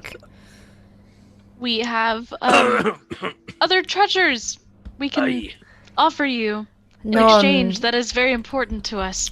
I always accept more treasure, but none can compare to a treasure gifted by the gods Hello? themselves. Hi. Not even a cat. What do you need? Yes, I take my don't cat. need a cat. He's yours. Take him. They have no souls. That's fair. We just it's very important that we get all those pieces. It's actually there's more pieces than just that one, and we know where the other pieces are. And I don't need other people's treasure. I have my treasure. what can we do to convince you to give us that piece? What if I cry really hard? No crying. It's weird. Is there anything we can do for you? Maybe slay a foe or something. They have no foes that you could ever possibly slay.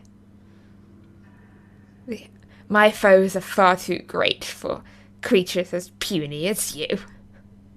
Well, you mean like a Fey King or something like that? Fey kings. Oh. The lords and ladies of the Fey, they come, they go, they wish to be gods. The great lords of the Fey died in the wars long ago. Those that remain now are a shadow of their former glory. Well, you said the gods gave it to you, right? Yes. Any in particular? It was handed to me by the Lord of the Ravens himself and his sisters long ago. Well, Does I that serve. sound familiar to me? Yes. I mean, you're familiar with Lord Grimm and his sisters, Lady Knight and the Snow Maiden. All right. Just wanted to make sure. I have been here a long time. You are not the first to have followed the light and come and asked questions. Many have tried to slay me. Many have tried to fool me. And many have tried to bribe me. I remain. They Aldous raises do her not. hand. Yes, girl with the invisible hand. What if we were to ask the Lord of Ravens? If you bring him back here, I would give it to him and him alone. And no, dressing up in a cloak of feathers will not be enough to satisfy me.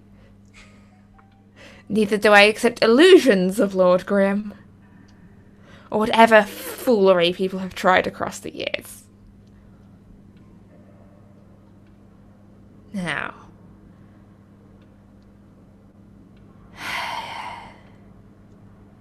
If you... I wish to go regard my treasure. If you continue up these steps, my servants will make short work of you, and then I will come back to collect your souls. I'd advise that if you value your life, you turn back now.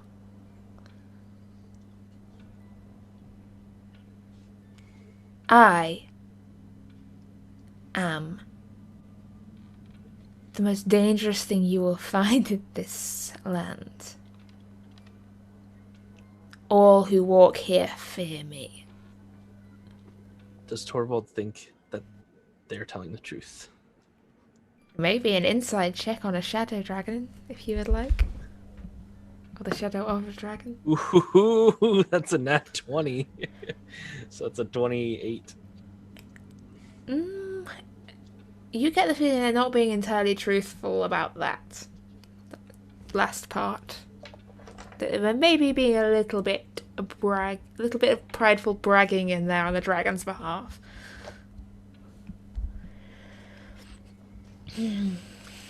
Well, we've been sent by the gods to collect these pieces to save the world from destruction. Tell me another one. I've heard that one so many times. If you'd like, we can go and fetch Lord Grimm's messengers. No, Lord Grimm himself. I don't accept his messages. I answer only to the gods themselves. Well, I could try to get Thunderer here, but... Bring a god, and I will answer. Until then, I am going to bed. All right. And you see the shadow sort of expand its wings. One more question. What's your name? So that the god that we speak with knows who you are. I have had a lot of names over the years. Most of them not mine. Most of them borrowed, most of them taken. You can call me Fafnir. Fafnir. Is that your first name? The first name that was given you? No, it's just one of my names. Do we know that name? That sounds familiar. You've heard that name before in a different context. Ooh, Yes. let me look. And the shadow stretches its wings and flies back up to the cloud above.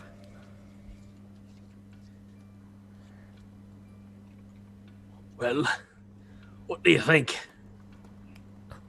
Should we try to see if the gods will answer? Yes. Yes, we should. And I think they were ravens or crows? Ravens, right? Ravens. I think those ravens were messengers of Lord Grimm. Well, I guess we best get praying.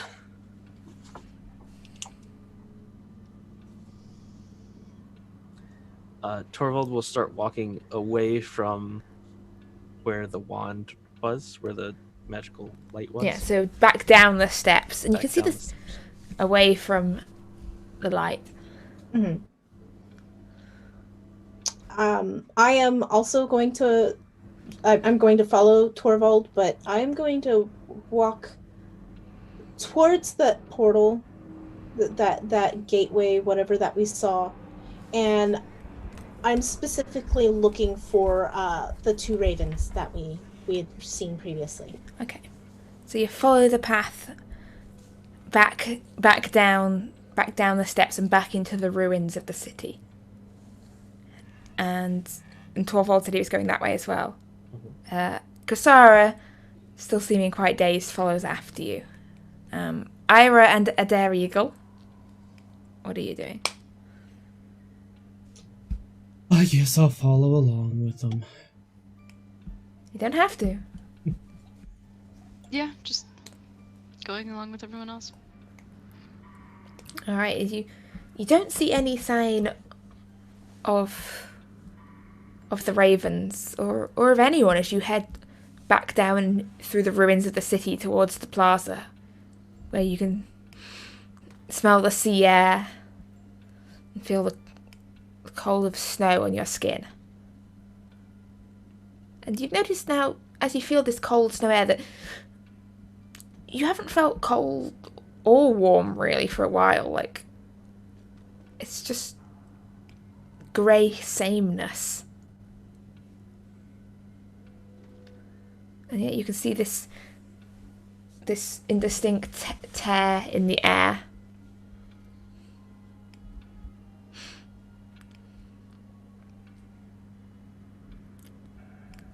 What are you doing? Torvald will begin to call on Thunderer. And he's gonna basically just call out and say, Thunderer, we need your aid. This creature named, what was the name again? The name it gave you was Fafnir. Fafnir has one of the pieces of the wand, and they said it was given to the gods. that sounded bad. That was just water. I think you summoned thunder onto my desk. Can you not do that again? Yeah, it's fine. I'll mop it up I in can a sec. control water. You want to... The storm has come. This being called Fafnir has said they've been given the wand, and will only give it back to the gods directly. We need your help. Please come to our aid. And he'll just continue to pray along those lines. Okay. I presume this isn't... You don't have actual divine intervention yet, do you? No, I don't. I think that's level 12? Don't remember. I don't have divine intervention yet. Okay. In which case, make a charisma plus religion check, please. Oh, jeez. That's awful. Charisma plus religion. So it's a religion. It's -1. Oh, I forgot you. 6.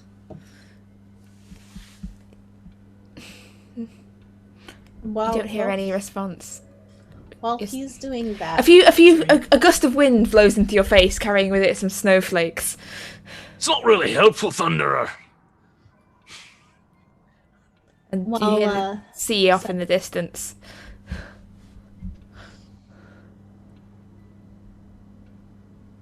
What'd you say, Aldous? I was going to say, while you were doing that, I was going to sit down and pray as well, but I'm specifically calling to Lord Grimm and Lady Knight, and asking them for their help. Okay, charisma plus religion. This party does a lot of praying. Yeah. For a party with no prayer, yes. And a non-religious cleric. Hey, he's newly cleric. So he just doesn't have that religion history, you know? So it's charisma plus religion. Yeah. 8 plus 6. That's 14. A gust of wind blows into your face, carrying more snowflakes. Okay. But yeah, as you stand at the doorway between the worlds, what are you doing? Well, Around you is a ruined city. There's a path leading up a dark, dangerous, shadow-filled road.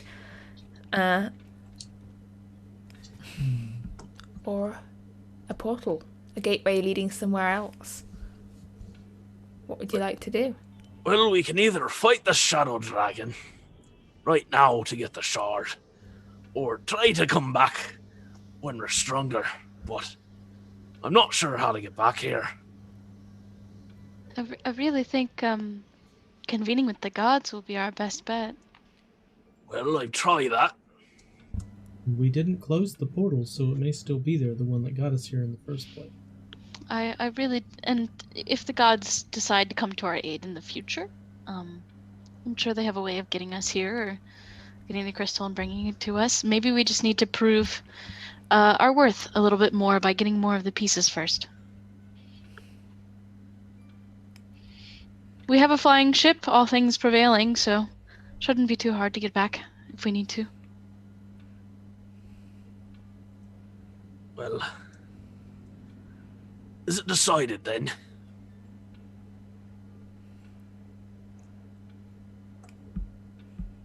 I'm going to look at Chersara. And Don't look to me to opinions at the moment. I feel strangely opinionless. I know it's just, I don't know, just the fight's gone out of me at the moment.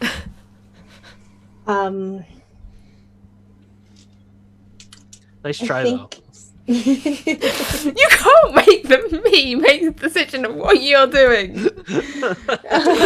I was going to say I was going to Challenge look at I was going to look at Chersara, and then I was going to look at everybody else, and I'm going to say I agree with Ira.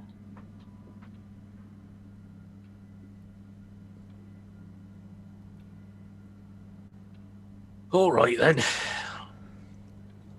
I guess we leave another shard behind.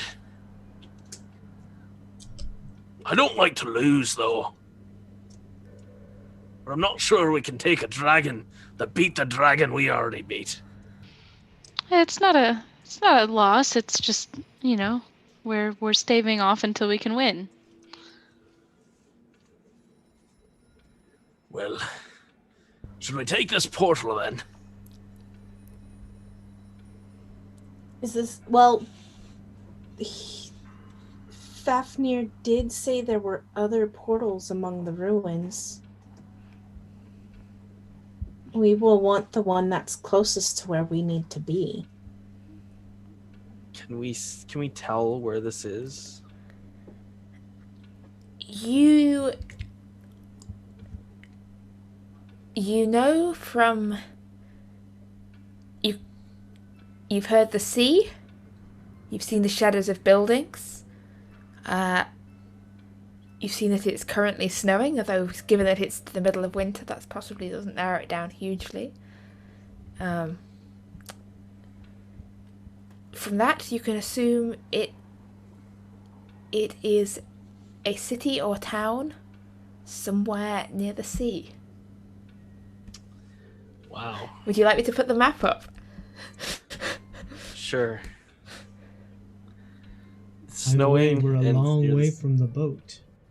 Mm-hmm. So she found a way to separate us from the boat. That's what I'm getting at. Hey, that's not my aim here. I honestly did not expect you guys to walk into the Doom portal. I mean, Well, then why did you put it there? Expecting it to happen. You made the Doom portal. What? So Aldous was just gonna go in by herself and then die there, right? That's what it was supposed to be. No, I foresee it as one potential path that you'd end up going through the Doom portal. so it could be Hey, somewhere. you've got a in mission to Isfjell. get your boat back now. It could Assuming be. it's not gone. Could be It's not Iron close. Haven. Or it could be the two that are near Drathvi, or there's Far Water. there's a detailed map of the West as well if you need that one as well. Detailed. Could be like Iron Haven. That'd be pretty close. And it would still get snow. Was it snowing when we left? No.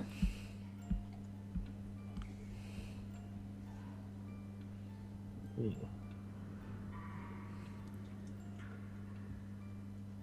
Well, We could Well- take a chance. why don't we check a few more places before we jump in here? Sure, but the longer that we spend in here, the